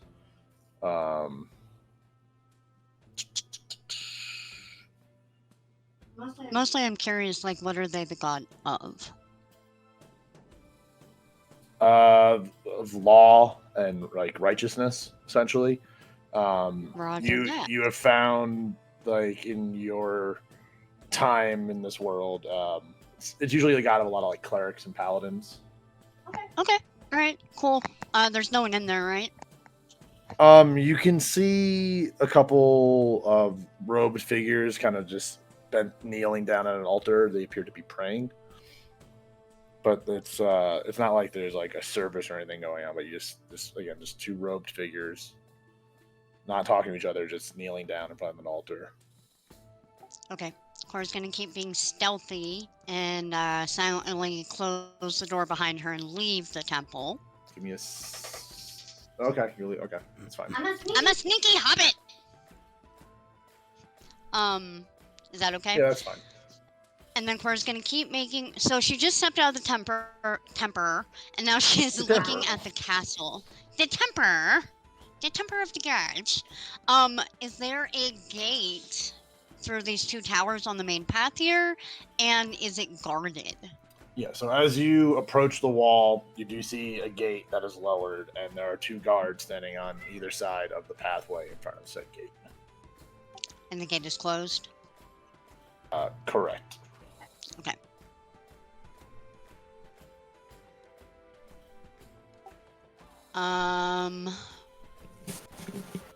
Cora's gonna still be sneak Well, give me a and head stealth over check. here. Okay. That's for you.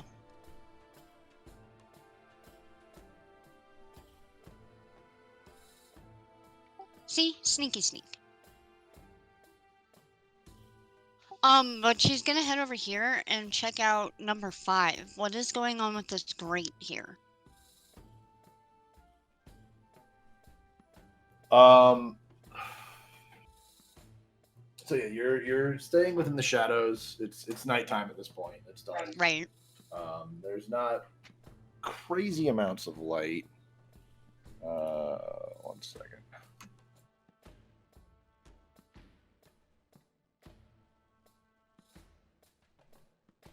Bless you.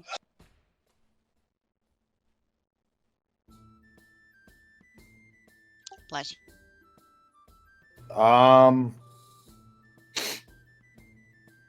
As you walk up to this stone ring with this grate on the ground, you're able to give me an investigation check as you look through the grate. Okay. 11. You can't clearly see the bottom, but you do see some sort of form like moving, kind of like almost like a liquid underneath, like a fluid like movement. Okay. I want to search the area for a rock and drop it in there to see how long it falls. Sure, you find like a small one. In your hands, it actually looks kind of average, but to a normal person, it'd probably be a pretty small rock or stone. You said you're gonna drop it in. Yeah, I'm gonna drop it in. Okay. As you hold it over one of the holes in the grate and you drop it, it falls for about 3 to 4 seconds, and then you hear a plunk, like a splash, and like kerplunk sound as the rock hits some fluid under, like some liquid down below. Okay.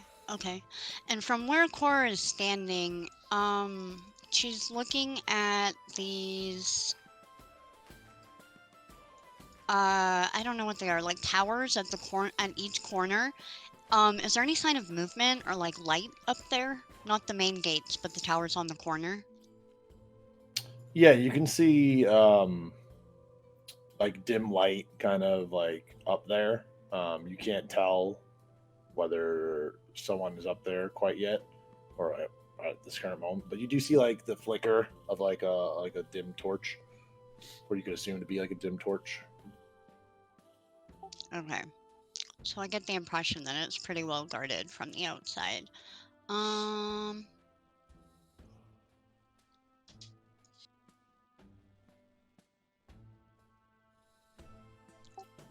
Okay, I'm just gonna head back to the tavern then and let everyone know what I've seen. It doesn't seem like we can really sneak our way in, so I'm gonna head back to the tavern and let them know what seems to be going on over here as far as like guards and stuff. Okay. As you make your way back to the tavern, you do find your party members. Elavar still kind of looks like pale. He's like a little flush. He's starting to get maybe some color back into his face. Carlen, I would imagine, is kind of sitting there, just his arms crossed, is kind of just shaking his head at the group, while Cren has been kind of like propped up like on a chair up against a wall, kind of like. But he's Like just, Weekend at Bernie style. just completely slack jaw, a little bit of drool. All right, so Cora's gonna walk over to Carlen and be like, so that went well, huh? Absolutely not. Yeah, I didn't think as much. Kind of shaking her head at Elavar and Cren, kind of giggling a little bit. So I made my way over towards the castle, whatever you want to call it, and it's pretty well guarded. There's 2 guards at the gate, and it seems like there's like a tower at each corner of the property, and it's pretty well guarded. Should we head back to the caravan for the night since these 2 are kind of out of it and regroup tomorrow? Or what do you think? I think that would be the best course of action. They need to rest I up. think so. I mean, you and I could try and sneak in on our own, but if anything goes downhill, I don't want to be separated from these 2. True. Cora walks over to Elevar and pokes him. Hey, hey, hey, are you in there? Yeah. It didn't go as I planned. Can I also like look around like as I'm talking, like see where the guards are, if they are still here, and what their status is? Like, are they feeling it like we are, or are they like they peachy? Give me a. You don't have to give me a check on that. Now, like at this point, like people who didn't participate in the game are kind of like still hanging out and drinking. A lot of the other people who did participate, who kind of got sick, have most likely parted at this point. The guards are no longer there. At least the four that you had talked to. Yeah, they are no longer there. They had left, helping the ones that weren't completely blackout or completely annihilated were able to help their friends that did get sick from your vomit escapade out of the tavern. Yeah. So the tavern's still going. People are still drinking. People are cleaning up the mess and just separating the tables again because people are starting to just kind of get back to normal hanging out in the tavern. So I'm like, yeah, it didn't go as planned. I was supposed to not get fucked on the second shot, and then we'd have like the guard uniforms, and we'd like infiltrate or something. Honestly, I probably should have like forewarned you guys what I was gonna try to do, but it doesn't matter at this point. Yeah. Cora just puts her hand on Oliver's shoulder and kind of pats his back. Yeah. Let's head. How about? What would you say to head back to the caravan for some sleep, buddy? I mean, we could do that. I'm fine to infiltrate. We could fuck some shit up. We could fuck some shit up. Nope. I think it's sleepy time. Cren, can you hear me? Am I waking up? What's going on? Roll me a Constitution check.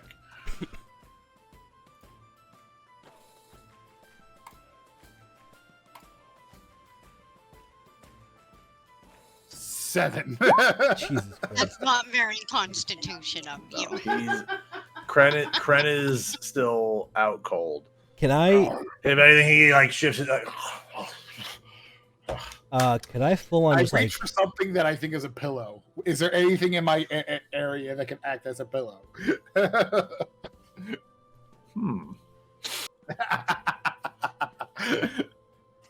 I just reach out randomly, not even looking, and I just like, and whatever I take, I'm gonna use it as a pillow and put my head on it. Is it a sandwich? I'm gonna leave this RNG on you. Just give me a D20 roll. D20 roll, gotcha. And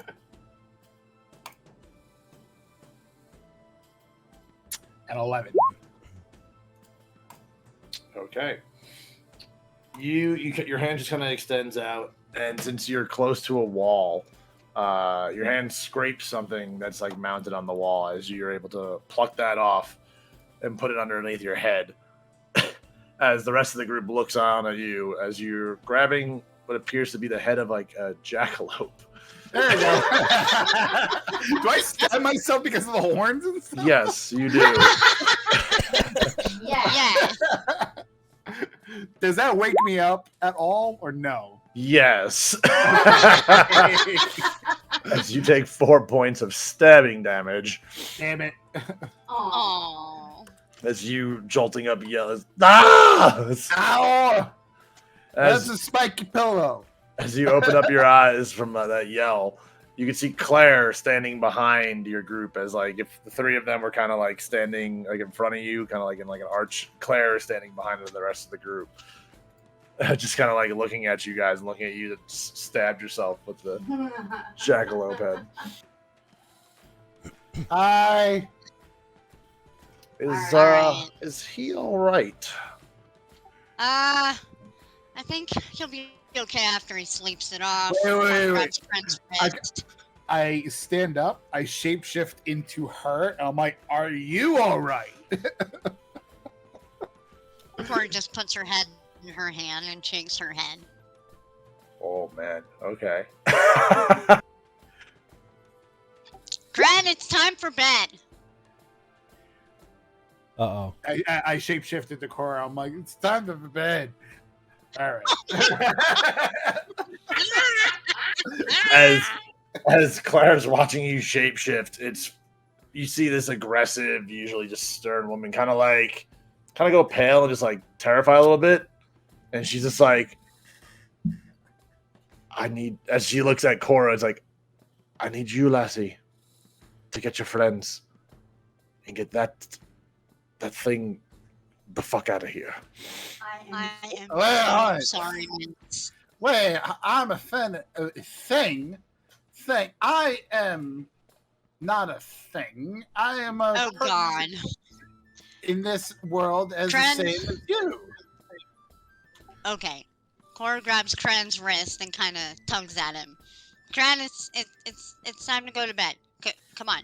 Wait, like, why are we going? Like, aren't the beds No. here? Time for bed.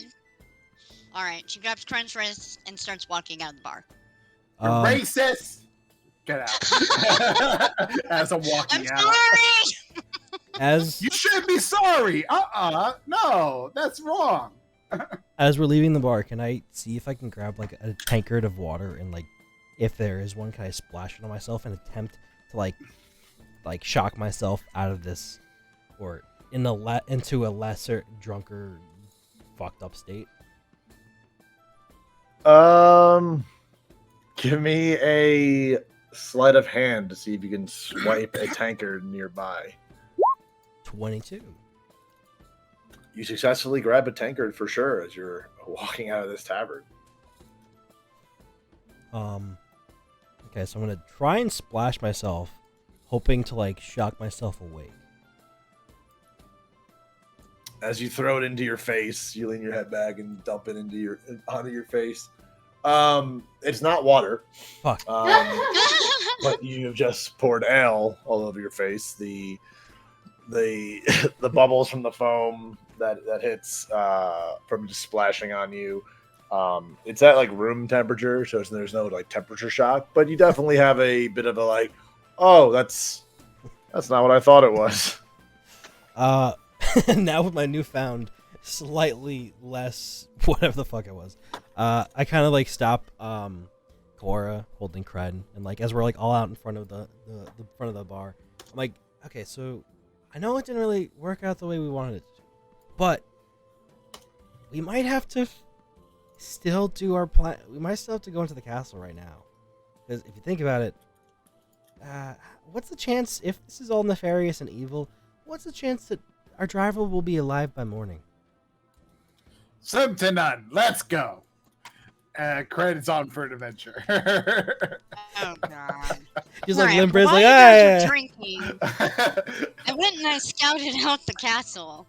They have 2 guards at the front door, and As it she's seems saying like this, they have I'm more like guards. making my way to the castle. We're And just it seems like they have more guards guarding the wall.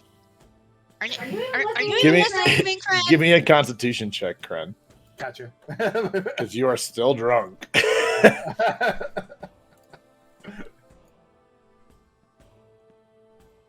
15. All right, you actually start heading in the right direction. Am I still drunk? Oh, without a doubt. Yeah, I mean, Oh, yeah. the only thing that's gonna cure being drunk is time for either of you. Like, Elevar is feeling the drunk, but like Cren, you ended up blacking out drunk. Like, you're 100% inebriated. So only thing that's gonna cure you is time or A lot the of bread. proper type of healing spell. Because if you really think about what being drunk is, it's poison. Poison. So like healing, like HP healing spells is not going to cure your poison. I don't even think I have a poison anything.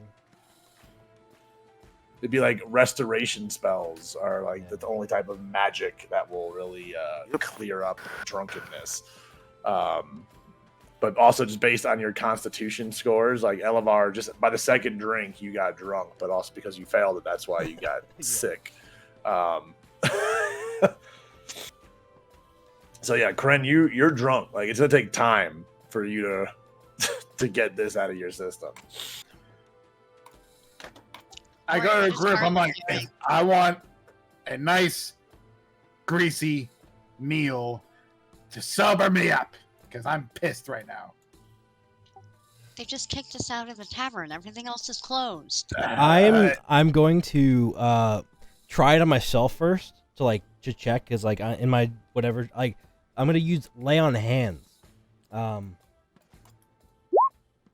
It has so I could use restore any number of HP points remaining in the pool, or 5 HP to either cure a disease or neutralize a poison affecting the creature. So I can use 5 points each time of my 30 to neutralize a poison. Which I thought I had an anti-poison, but I didn't think lay on hands affected it. But turns out lay on hands has a little bit of. Lay on hands would totally work. I'm gonna use lay on hands on myself to see if it works first. I guess I don't have to roll for that, but I just remove the points. Correct. Yes. As how often can you cast lay on hands? Once every long rest. Okay. So I think we've had a long rest before even arriving to town. Yeah, you have the full 30. Yeah. So It was just more as so you can touch a creature, restore any number of hit points full. You can only cast it once. So you have the 30-point pool, but it can only be cast once. Is that... per one action. So I Gotcha. I think it's like if I was taking turns. It's basically I have the 30 points. Yeah, as long as you have the points, you can keep casting lay on hands until the 30 HP is gone. I gotcha. Okay. Cool. Yeah. So as you cast it on yourself, use the 5 points to negate the poison. You feel a sense of clarity, and just like clear-mindedness and just like focus as the drunkenness from the alcohol fades from your body. All right. Nice. Oh, okay. Wow. All right. Let's do this. And I kind of run towards Cren, and I go, Cren! And then I think Cren turns around, right? If I scream your name and running towards you? Turn around as you're walking down the street and you hear Elevar yell out your name. Yeah, I'll turn around. So he stops, turns around, and I go, wake up! And I slap him just across the face with lay on hands. I love it. That's a wonderful execution. Give me an unarmed strike roll. Oh no. The regular hit DC or the damage? Just the hit DC. You gotta see if you can hit. 12. What's your AC, Cren? 17. All right. The first swing does not. You swing at him in his drunken state of reactionary. He just kind of swings back, like his head back. He would have advantage. Yeah, give him one more roll then. Give him one more roll. You helping me? 7. Dude. They wasted all their 20s earlier. Like we had a choice, all right? I know. You know what? Just for fucking fun, you make contact regardless. You strike Cren across the face as he turns around to you, calling his name. Huh? And as it hits, just this radiant light, just kind of from the point of impact on his cheek, just spreads across his face as just the drunken stare becomes a more cleared focus, just clarity, as the alcohol literally just leaves his body in one slap. Oh. All right, Cred. We're gonna go save the princess. The driver. Yeah, the driver. That's okay. And then Just like I slap myself on the other cheek. just even it out. Just even out. I'm like, all right. Okay. Let's do this. What's the plan? We have no plan. Okay. Go to somebody that has a plan. That's the plan. My plan was to put you fools to sleep. Okay.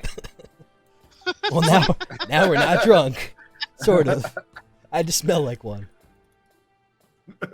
Today I learned that Cora does not value all lives equally. She really doesn't care about this driver at all.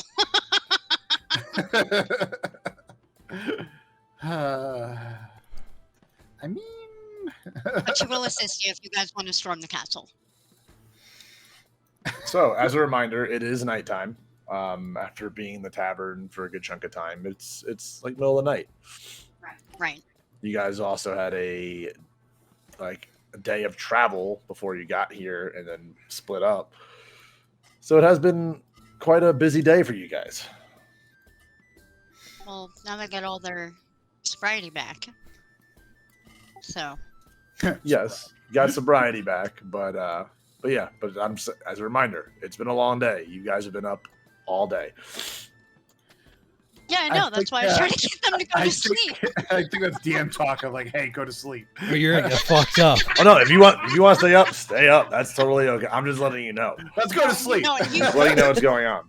This is very scaring me. Last time he wanted to try and kill us, at least one of us, and right now he's saying you should probably sleep. So maybe.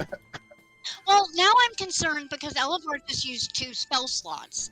And if we're trying to break into the castle that is heavily guarded and we already have someone who's down 2 spell slots, that could suck. Well, I wasn't any that's spell all. slots. That was just a Yeah. regular pool of points. Oh. He's just down 10 points in his healing pool for that ability. I guess I don't understand how paladins work. Thank you for clarifying. Nobody. All right, let's take a They vote. only pretend. You know? Yeah. All right, let's vote. Who wants to storm the castle? I'm just like, bed. I know. Yeah, that's what I thought. Yeah, That's what I it's just, thought. Jesus Has Christ. Carlen just been standing here the whole time? Just listening. Just listening? All right, children. I think we should get some sleep, and we can storm the I am castle. not a child. I shapeshift into a child. Now I'm a child. Touche. Touche. That made me giggle. All right, are you guys planning on sleeping? Yeah, I guess we'll That's a sleep. good Going question. back to the caravan, I think. Camp out there. That was a plan. Yeah.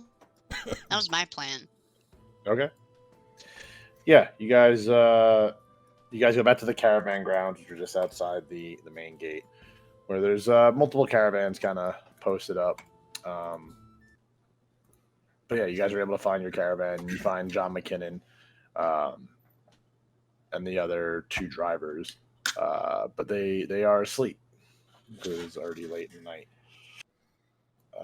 But there is other equipment and things like bedding, kind of like a bedroll. I think you all have bedrolls as well, if I'm not mistaken.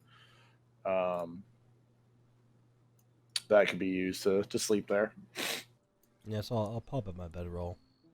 I'll sleep very lightly to try and like not get stabbed in my sleep. What did you do to get stabbed? Yeah. I'm just thinking about like, oh man, I really hope that he's alive, so this way I get paid. I need this mission to happen so I can get my armor back. Otherwise, I'm fucked. All right. So everyone's just sleeping, right? Yes. Yes. There's yeah. Well, yeah. We'll You rolled an 18. All right. shifts, right? Yeah. You don't have to. I mean, as you like kind of got to the grounds, you could see that there was one guard kind of just like monitoring. Like, there's a guard by the gate, and there's a guard just kind of monitoring the grounds. But like, it's more like kind of like a strip mall security guard sort of deal. Like, kind of just Yeah. makes their rounds, but also kind of just stays in one other area. Just kind of like Gotcha. overlooks. All right. Yeah, it seems to be a quiet night as you guys are able to get some sleep. As the sun rises on the next day. You guys are awakened by sounds of John kind of just getting his day going as he's pulling things out of his wagon, making himself some breakfast. as you guys all come to. Making my way downtown. Right. So then I have. Still making my way downtown. Making my way downtown. Day 43, still making my way downtown. I jump up and I'm kind of like, all right, now we can go save the guy, right? Because he's probably dead, but we can do this. Yeah, he's alright. I'm gonna talk to John real quick. Okay. So Cora approaches John, who you said was like up and bustling about and stuff, and engages with him and is like, "So I think we found where your caravan driver was taken. Have you heard from him at all since yesterday?" No, that's I sent our half elf friend here to go search for him. I was hoping you guys would have got some news for me. Well, yeah, like I said, we found where he was taken. We're pretty sure he is in what did we decide it was? Castle in the middle of town that belongs to Lady Daggerford. We are planning on heading over there now to find out more. Is there anything else we can do for you, John? Nope, we're just gotta get back on the road whenever we're ready. I'm hoping we can leave by at least midday tomorrow. So I kind of like my driver back, so we can get going. Don't want to leave a man behind either. Don't know why he would have been taken by guards. It's very baffling to me. I am starting to get generally concerned about what's going on. Generally concerned. Noted. I go over. I'm like, don't listen. I'm on the case. Not to be concerned about it. He's 100% guaranteed to be alive. Probably 69% of the time he's alive. 30% yeah, so of we're the gonna time. go find him. Where'd you get that number from? 60. John's very concerned about that number as well. That's a lot lower than he would want it to be.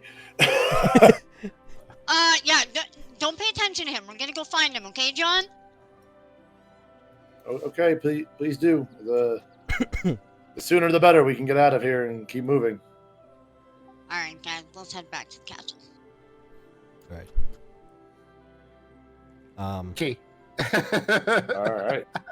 So as we pass towards, and once we're on our Duke's way, can I stop at that French guy's booth and see what he sells? Now I'm in it. I'm curious. Yes, for sure. He's pretty much where Cren is standing right now as I moved you guys as a mass group. Okay. But yeah, as you approach the stand, you see the same tall, just fucking round individual with the big bushy beards. Oh, that's my good friend here, the most generous tipper. Hey, how's the search for your friend going, huh?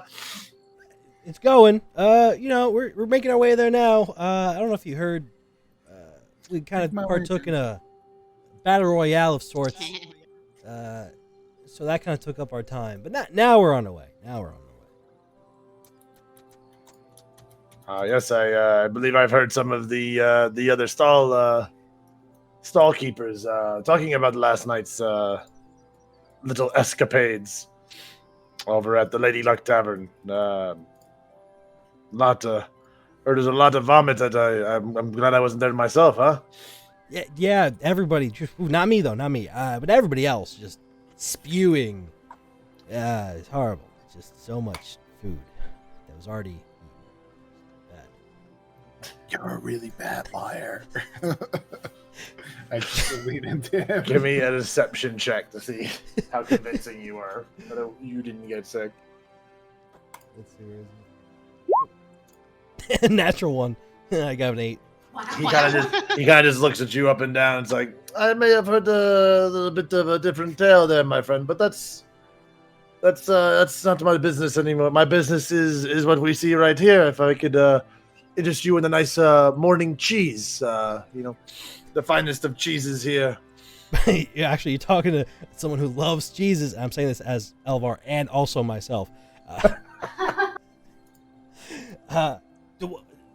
Give me your finest cheddar. Well, okay, maybe not your finest. I kind of gave you a lot of... give me like a good cheddar, not like an expensive cheddar.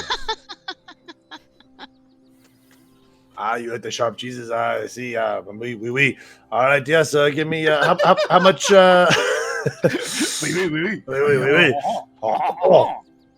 How much of the cheddar cheese would you like to have? A nice little snack, you know, a little cube, not a small cube, but like a handful of cheese, you know, so I can have my A small adventure. handful of cheese. Snack size, please. Snack portion. Of course, I get you. I get you a nice portion. It's a magnifique, like cheddar cheese. Give me 1 second as he just pulls out. He opens up this little drawer, and as he opens up, you guys just catch this whiff of just this funky smell that's coming out of this little drawer that he opens up. So he grabs this block. It's probably about 1.5 feet long. As he puts that up on his little cart stand table, pulls out a knife, and he's puts his hand down, like measures where his fingers are to see how big of a cut he wants. As he cuts you just a nice, like 3-finger length block of cheese.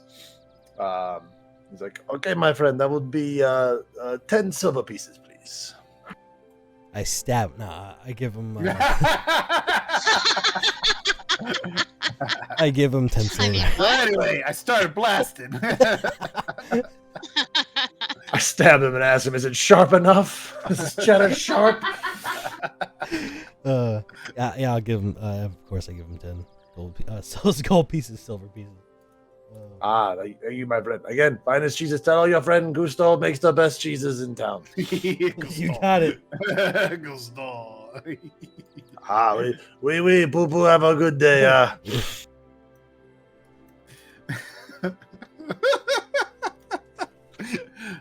Oui. Yeah, what language is this? French doesn't exist in Swords Coast, so you know. They speak French on the Sword Coast. Not necessarily. Oh my god. All right, you now have a block of cheese, Elvar. I just start full on bite from the block of cheese. I'm just now a content little half elf. So, how are we gonna break into the castle, y'all? How are we gonna break into that block of cheese? Jesus. Well, didn't you said you checked out the castle, didn't you? Well, that's funny. Good. Yeah, and there's lots of guards. So there's no other way, no like, I don't know, like is there like modern sewer systems or something? Like, I'm sure they have. I found a well, but I don't know where it leads. Okay, so it sounds like an adventure. So either we're stuck down there. You want to jump down the well? Possibly, it could. That sounds like a fun time. Honestly. Oh God, this guy. How are you eating trees after binge drinking? 'Cause cheese is a natural absorbent. Nah, it's not. I just fucking love cheese. I want a constitution check for him. I mean, he cured the alcohol is no longer in the system. So Oh, right, because lay on hands and stuff, right? Yeah, gotcha. I mean, I don't All know. right. I don't know if Elavar's got some lactose problems as like a fault, but you know. Not that I checked, but suddenly. Listen, I'm lactose intolerant. That doesn't deter me from eating any amount of cheese. It really Same doesn't. here. I mean, my stomach Everybody just doesn't loves agree with cheese. dairy, but that's not my problem. It's whoever's near me. I mean, you're not I'm about that. wrong. I'm about that. All right. So, what are you doing, gang? I guess I'm taking Cora's lead because, like, you kind of like she has more knowledge about the place than I would, right? So I'm kind of looking at her, man, like, so, or like I'm basically looking at people. I'm like, so what do you guys think we should do? I mean, she said there was a well. We could try that. I mean, it's not the worst thing. It's either well or fight the guards to get in. What? Oh, this could be fun. Wait, Could be fun. wait. Why don't we just take a page from Carlen and just talk to him? Just ask Oh him. my Just God, the really group smart is that thinking. Carlen. Why don't we just yeah, let's just talk to the guards. You know, there's a reason why you're the leader. No, I'm not the leader. Like at all.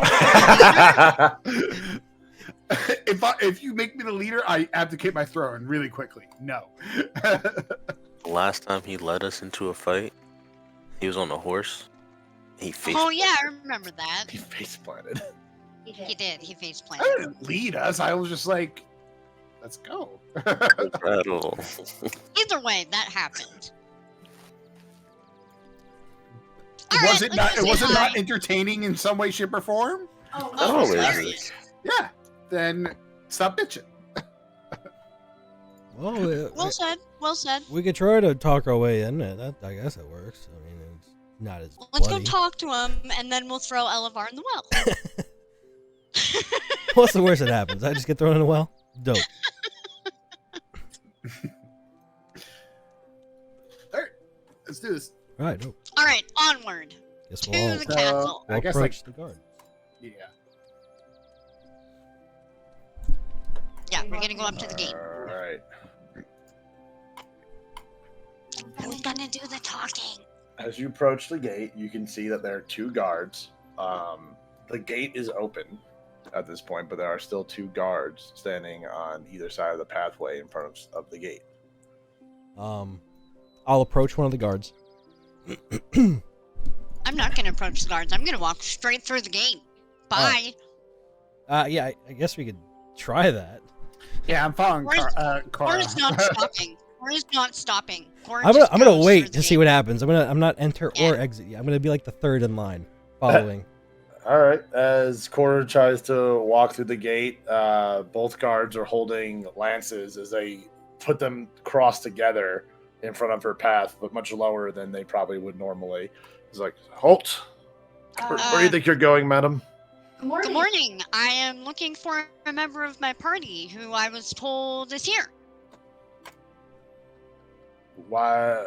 Well, who are you, and why would a member of your party be here at the Castle Ducal? My name is Cora, and I am part of a caravan that, we saw one of our drivers being drugged towards this structure last night, and we're here to take him back. What she said. Yeah! Yeah, I'm just Give like, me hey, an intimidation check, Cora. I'm not being intimidating. I'm just You know, being for straightforward. talking, this ain't exactly gonna be a good result for talking. There should be a. I got you! Can I assist her with that? Like by Yeah. looking, like standing right behind her. Yeah, he's more intimidating than me. Sure, get one more roll, Cora. Okay, thank you. 14. Fair enough. As the 2 guards, they look at each other and they look down at you. They lift their lances, but it's not a indication that they're just letting you pass, but they're just continuing to have a conversation with you. Well, if one of your group members was taken to the castle, there must have been some dealings with the lady of Castle Ducal. Well, can we talk to her? She has a very busy schedule, but we could see if she has time to discuss why she has taken your party member.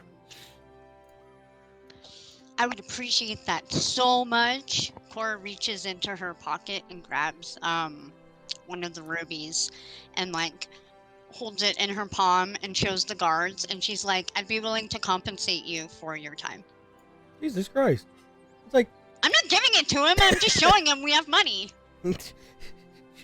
show him a gold piece, not a ruby. Too late. I already said it. Are you trying to bribe us, madam? Does that She's mean not trying to bribe. She is trying to show status poorly.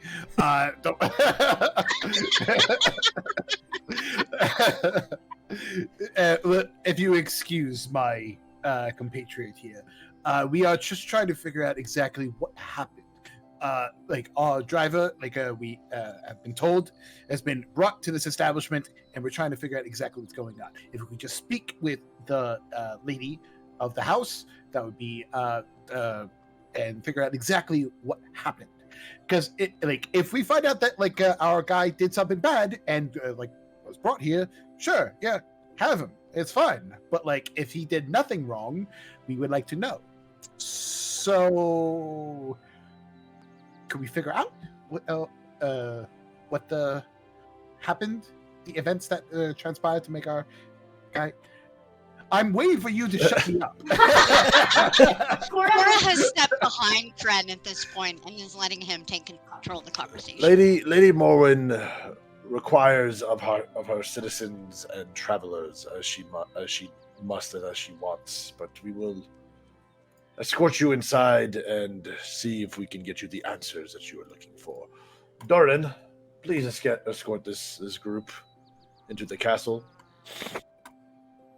As one of them just looks at him, bows his head, and he gestures to follow him as you guys head up to the main part of the castle. So is this one of the guards that is part of the town guard, or is this a separate guard thing? They still look just like the normal town guards, but he's stationed at this gate. So I go to him, and I'm trying to be all chummy and stuff. I'm just were you at the tavern last night? Because a bunch of you guys were doing the whole drinking game thing with us last night. Oh god, that was a lot of fun. Were you there? Talking to the guy that's escorting you all in. Absolutely. I do not partake. Oh, why not? The taverns could be just a lot little of fun? low brow for me. Oh, come on. There's nothing low brow, high brow, you're going to brow about it, all right? It's a good old time. Trust me, I say, tonight, if you want to have a good time, me and my mates, we're going to be at the bar, and if you want to have a good time, we can have a thing. But, just to let you know that I might have to pretend I'm somebody else, because the bar maid might not like me. So that's just it. She's a little bit racist, I'm not gonna lie, going along that way. But if you want to have a good time, just stick with us, babe. Just mano y mano, all right? Yeah, but I'm just doing this to try and get him off his guard, but most likely this is getting him even higher on his guard. So you're not 100% wrong. Yeah, I mean your assumption's not 100% wrong there.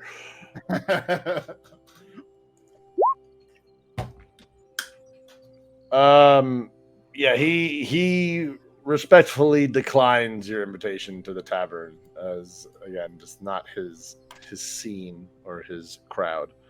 All right. Fair enough. You know what? Fair enough. I see that you might not partake in that way, that stuff and everything. I'm curious, what stuff do you like to do? You do a little a Gwent? Do you like to play a little bit of that? Huh? Yeah, or any other games? Do you like to play? I'm just curious. He kind of stays stern and just leading you along the way as you guys reach the doors of the castle. As two other guards open up the double doors for that, as he continues. I got it. You're a professional starer. You stare at people perfectly and make sure that you don't move a muscle. Gotcha. I've seen that a couple of times before. It's pretty good. Gotcha. As you were walking through the pathway up to the main house of the castle here, main structure of the castle, you see just really well trimmed and tended to garden, just rows of bushes and berries of different sorts. It is the fall, so some of the fruit bearing bushes don't really have too much in the way of that, but it's a very nice kept garden. To the right of you guys, as you're getting closer to the main structure, Cora, you see a very similar stone ring with a grate over it, just out in front of the main structure. When Cora sees that structure, she turns to Elevar and says, "Hey, that's like the one I saw outside." I told you the well could have worked. think you might be onto something. And I give him a look of just like try not to alarm them that we know about this stuff. Just loudly exclaiming, "Yeah, I'm telling you, we could have gotten to the castle a different way." As the guard kind of like whale eyes you guys, he like turns his head. He's walking you through the front door. Yeah, I was like, they go through maybe the other entrance over there. Maybe talk through it. You know, might be more scenery and stuff. Like, by the way, Bobby, are these plants and everything? Are they out of season? As in, like, they shouldn't actually be grown like this, or is it? No, like, nothing seemed like it seems very typical of the way like plants would be at this time of the year. Okay. Gotcha. Okay, so it's rich 1% stuff. Gotcha. Cool. Yes. Right. Okay. Rich people shit. Gotcha. All right. As you enter, you can see that the stonework of the main like housing structure. The stone looks rather newer compared to the stone of like the walls. Not like it was built like yesterday or anything like that, but it's just like that this living domicile is a more refurbished sort of structure than the walls itself that occupy this area. As you walk in, you see just different tapestries, portraits of the different family members that have lived in this residence, all having very similar kind of like facial structure and features. As you can kind of tell, like these are all family members of one another. As you walk through, you see different number of staff that are walking by, maids, servants, sort of deal. Other guards standing outside of other rooms as you're being led through different corridors. Inspect the floor to see if there's any like drag marks or anything. Like, is it like marble, like where it's like really shined up and stuff? Because like if anybody was like dragged like all along the way, you might be able to see. I get what you're saying. Yeah, give me an investigation roll. Gotcha.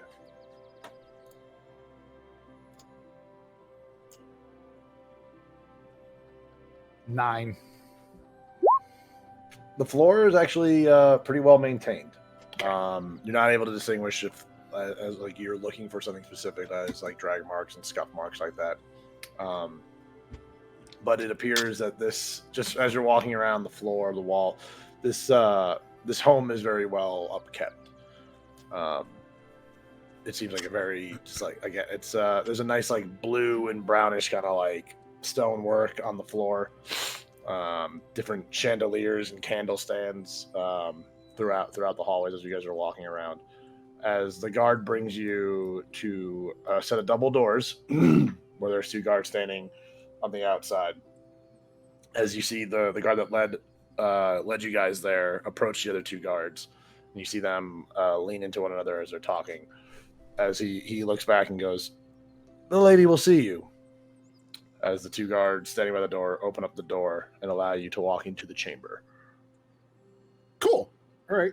So I kind of give everybody a look of like just be ready, like a type of look, and then like I just walk in, just like Cora turns to Elevar and quietly asks him if we know the driver's name.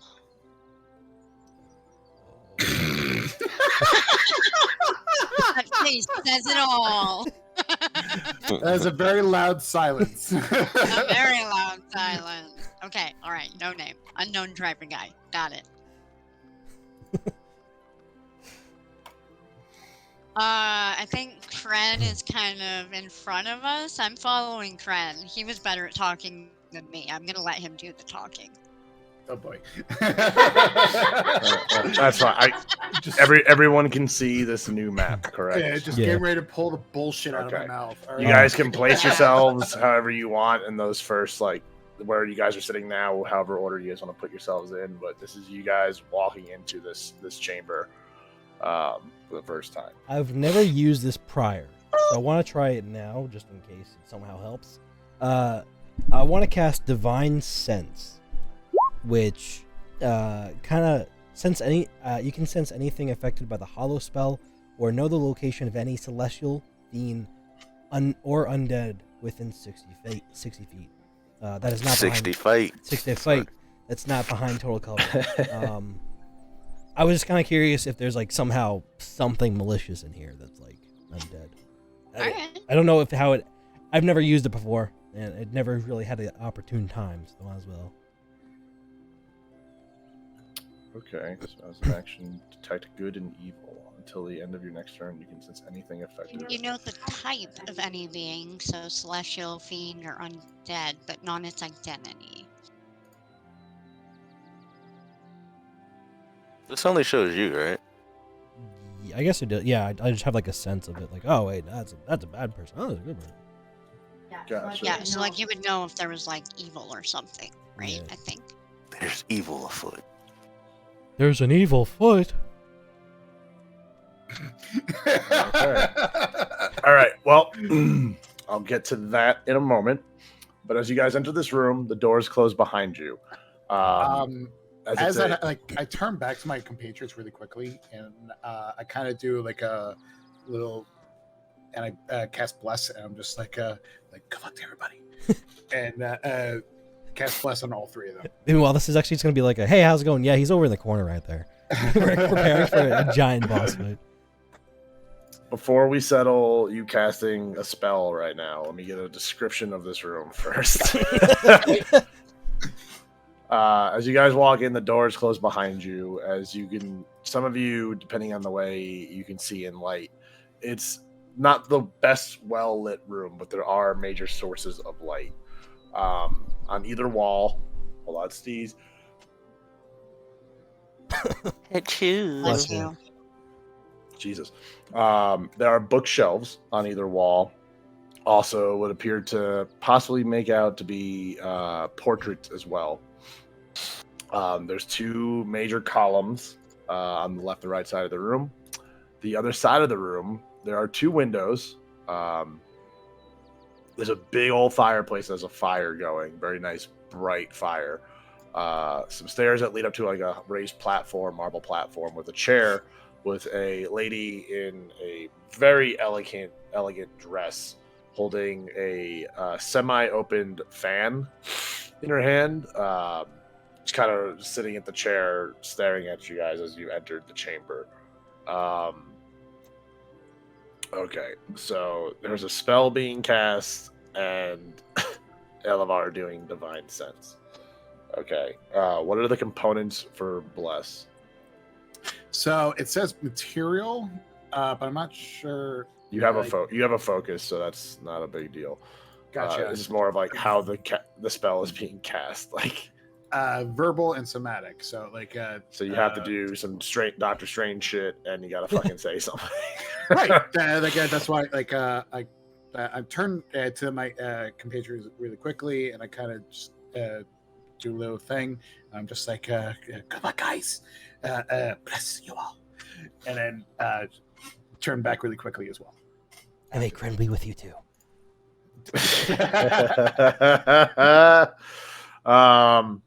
Okay. Are you trying to cast Bless? Like, you're trying to do it on the low, or like you just casting Bless? Yeah. I try to be this. I try to be like secretive. Yeah. Okay. Give me a stealth check. Okay.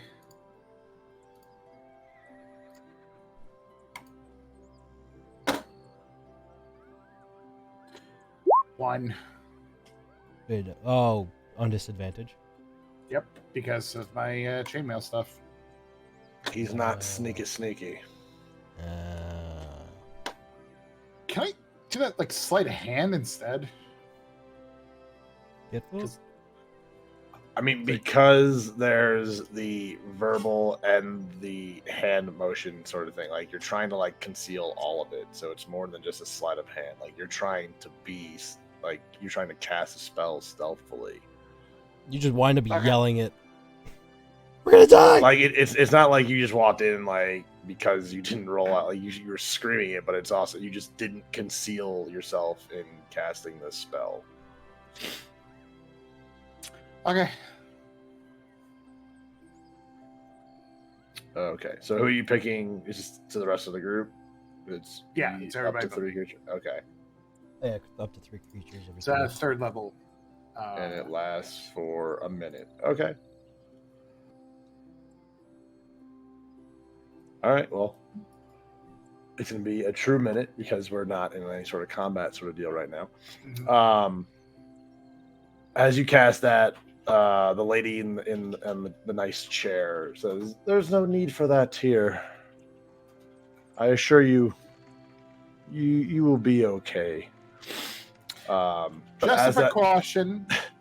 Going into big castles with beautiful women inside there, we have to make sure that we are protected against everything. Hello, Elevar. I am Cren. With that greeting by the lady,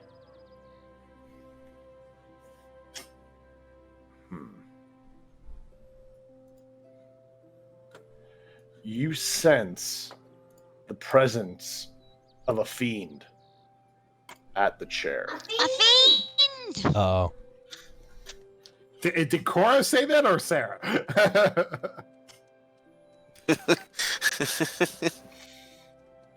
Yeah. Cora has no idea. You get an immediate sense of just kicking in your paladin abilities. Like, As you entered this room and were addressed by the lady, you sense the presence of a fiend by the chair. right. Okay. I kind of like. I'll kind of approach, like, kind of walk towards her / it, and I'll kind of like quickly whisper in Kren's ear, going like, "I'm pretty sure that's a fiend, buddy." And then I kind of like I go, "Yes. Oh, of course we won't need it. We're sorry. We're just here today to inquire about one of our good friends who we believe has found his way in here." And Let's be real. Like, it's more of one of our servants. You know, when we say good friend, like I personally don't know his name, but he is definitely one of the people that is working for us, and we would love to know where one of my employees is because we've heard that he was brought into this castle, and I would love to know why, because he has a job to do. Like, you, of course, a person of high stature, must understand that your servants must be serving you in some way, shape, or form. If they're not serving, they must be punished. So if you were to tell us what happened to my employee, we could properly punish them our own way. So please, where is our servant? As she kind of like raises the fan up to her mouth, and kind of like you hear like a little bit of like a. I'm little walking gig. forward as this is happening, as I'm talking. how So, forward? like, I basically end up like right around here. I Oh, stop God. there. As you hear her giggle as she's like, "I enjoy that word, servant." She's a total top.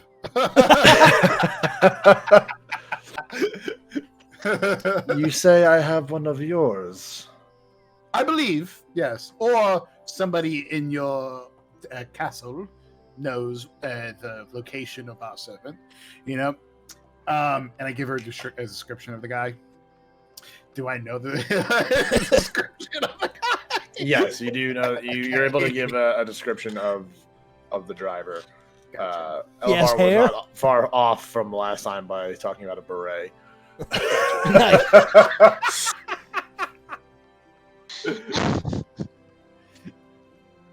Let's see.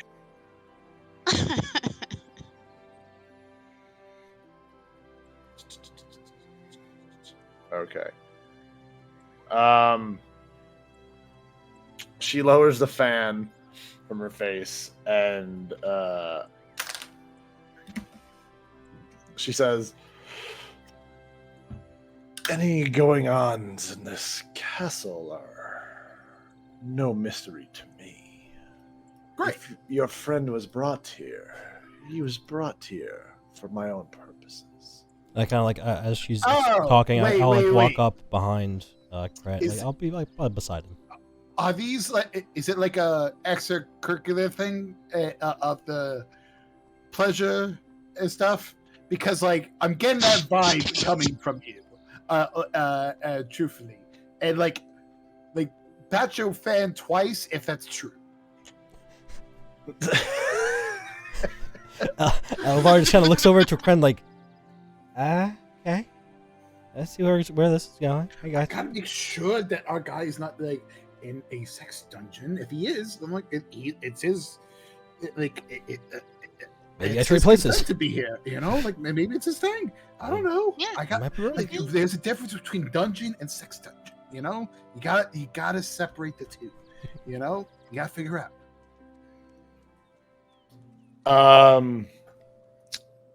In response to Cren, How many bats of that fan am I getting? you receive no bats of the fan, Okay. So, but instead, she continues just to look at you and just respond in a way of,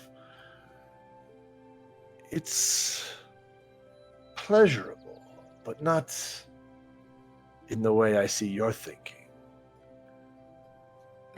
Now Cora's concerned. so I have a lot of things I'm thinking. Wait, hold on. But Cren, I Do you need read me you. minds? I need you, Cren, to give me a wisdom saving throw. Uh-oh. Uh-oh, indeed. I have a +5 to this, though. Let's see. 15. And Okay. you also get, because of aura protection, as a level 7 paladin, I get aura protection. While you're conscious, myself, you grant all friendly creatures, including myself, within 10 feet, a +4 bonus to all saving throws. Aha! So, 19. Bobby's Damn. like, this fucking saved you. Way to check your notes. I'm guessing like the save was like 18 or something. Okay. Uh-oh. Bobby's like, all right, I gotta figure out another way to kill Cren. With her statement of when she said not pleasurable in the way that you're thinking, you felt this like rush kind of come over you, as if it was trying to take over your conscious thoughts and just complete attitude and focus on the situation. Gotcha. Your strong will, however, due to the aura of your compatriot standing near you, helps you fight off this feeling that's trying to overcome you. Yikes. Oh, you tried to do something to my mind. Guess what? It's still hazy from last night. Good luck trying to do that. You see a look of Guys, frustration. like I reactively, like she tried to take over my mind. Bad guy. Let's attack. I would like to cast Tasha's Caustic Brew on her. Jesus Christ, we're not even seeing what the follow-up was. Maybe she just wanted Third to... level. Oh my Okay. god. It's dexterity saving throw. 13. Gotcha.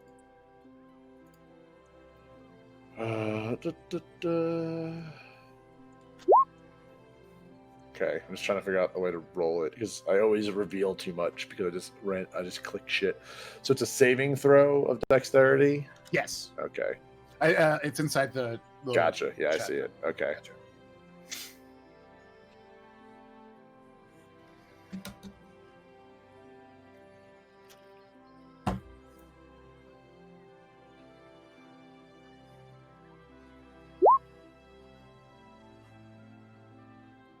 Rolled a Okay.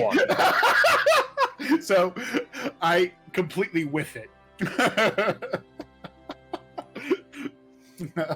Gotcha.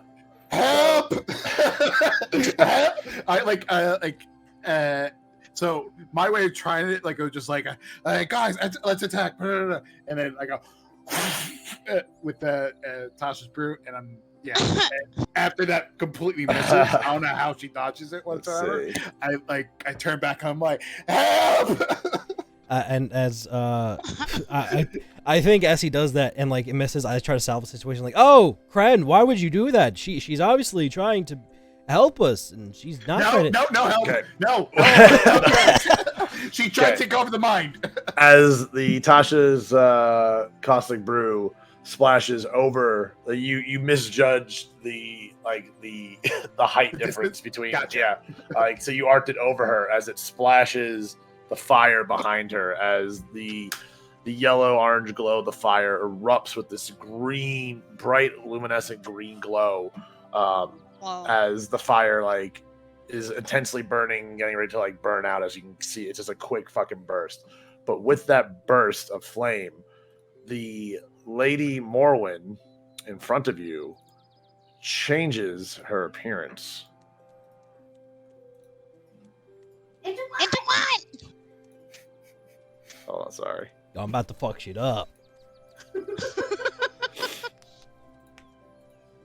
She became hotter. Nice. literally hotter because behind her. As the lady in front of you in the elegant dress, the dress kind of just sheds and just burns away, kind of just dissipating in that green glow. Not being set on fire by that, but you just lose it in that green glow as these pair of wings sprawl out from the back of this now fiendish looking woman in front of you with this long red brownish hair. Would I know her from Underworld stuff or not? You don't necessarily know her specifically, but you know this creature to be a succubus. Gotcha.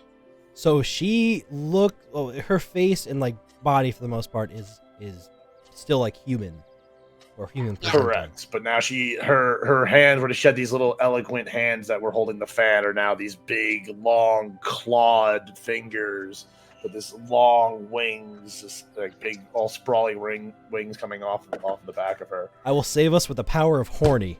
I approach her.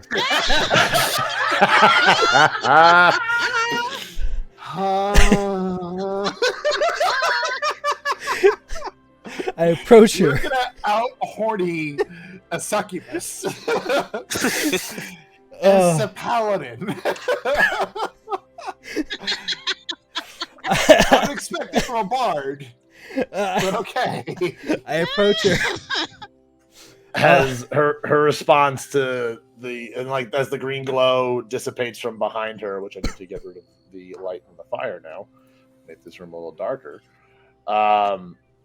Her voice rings out with kind of a demonic infernal echo behind it, almost in words that some of you might be able to understand and others not. I can't remember who knows infernal. Essentially, we don't know infernal. That's right. I know abyssal. Well, technically, I'm gonna say, yeah, you would hear some abyssal in there as well. So it's kind of a mix. It's almost like a layered of three languages. You can hear abyssal, you can hear common, it's all coming out kind of just layered together as you fools have fallen into my trap. You will never escape.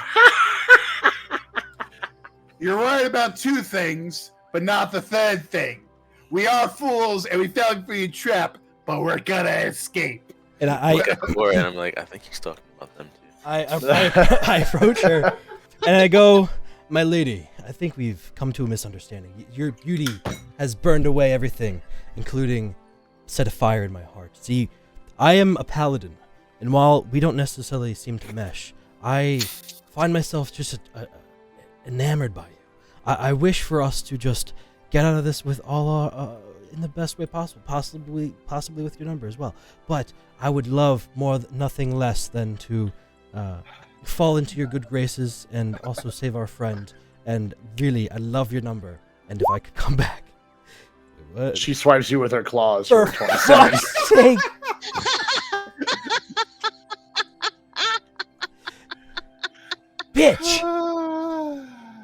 He tried.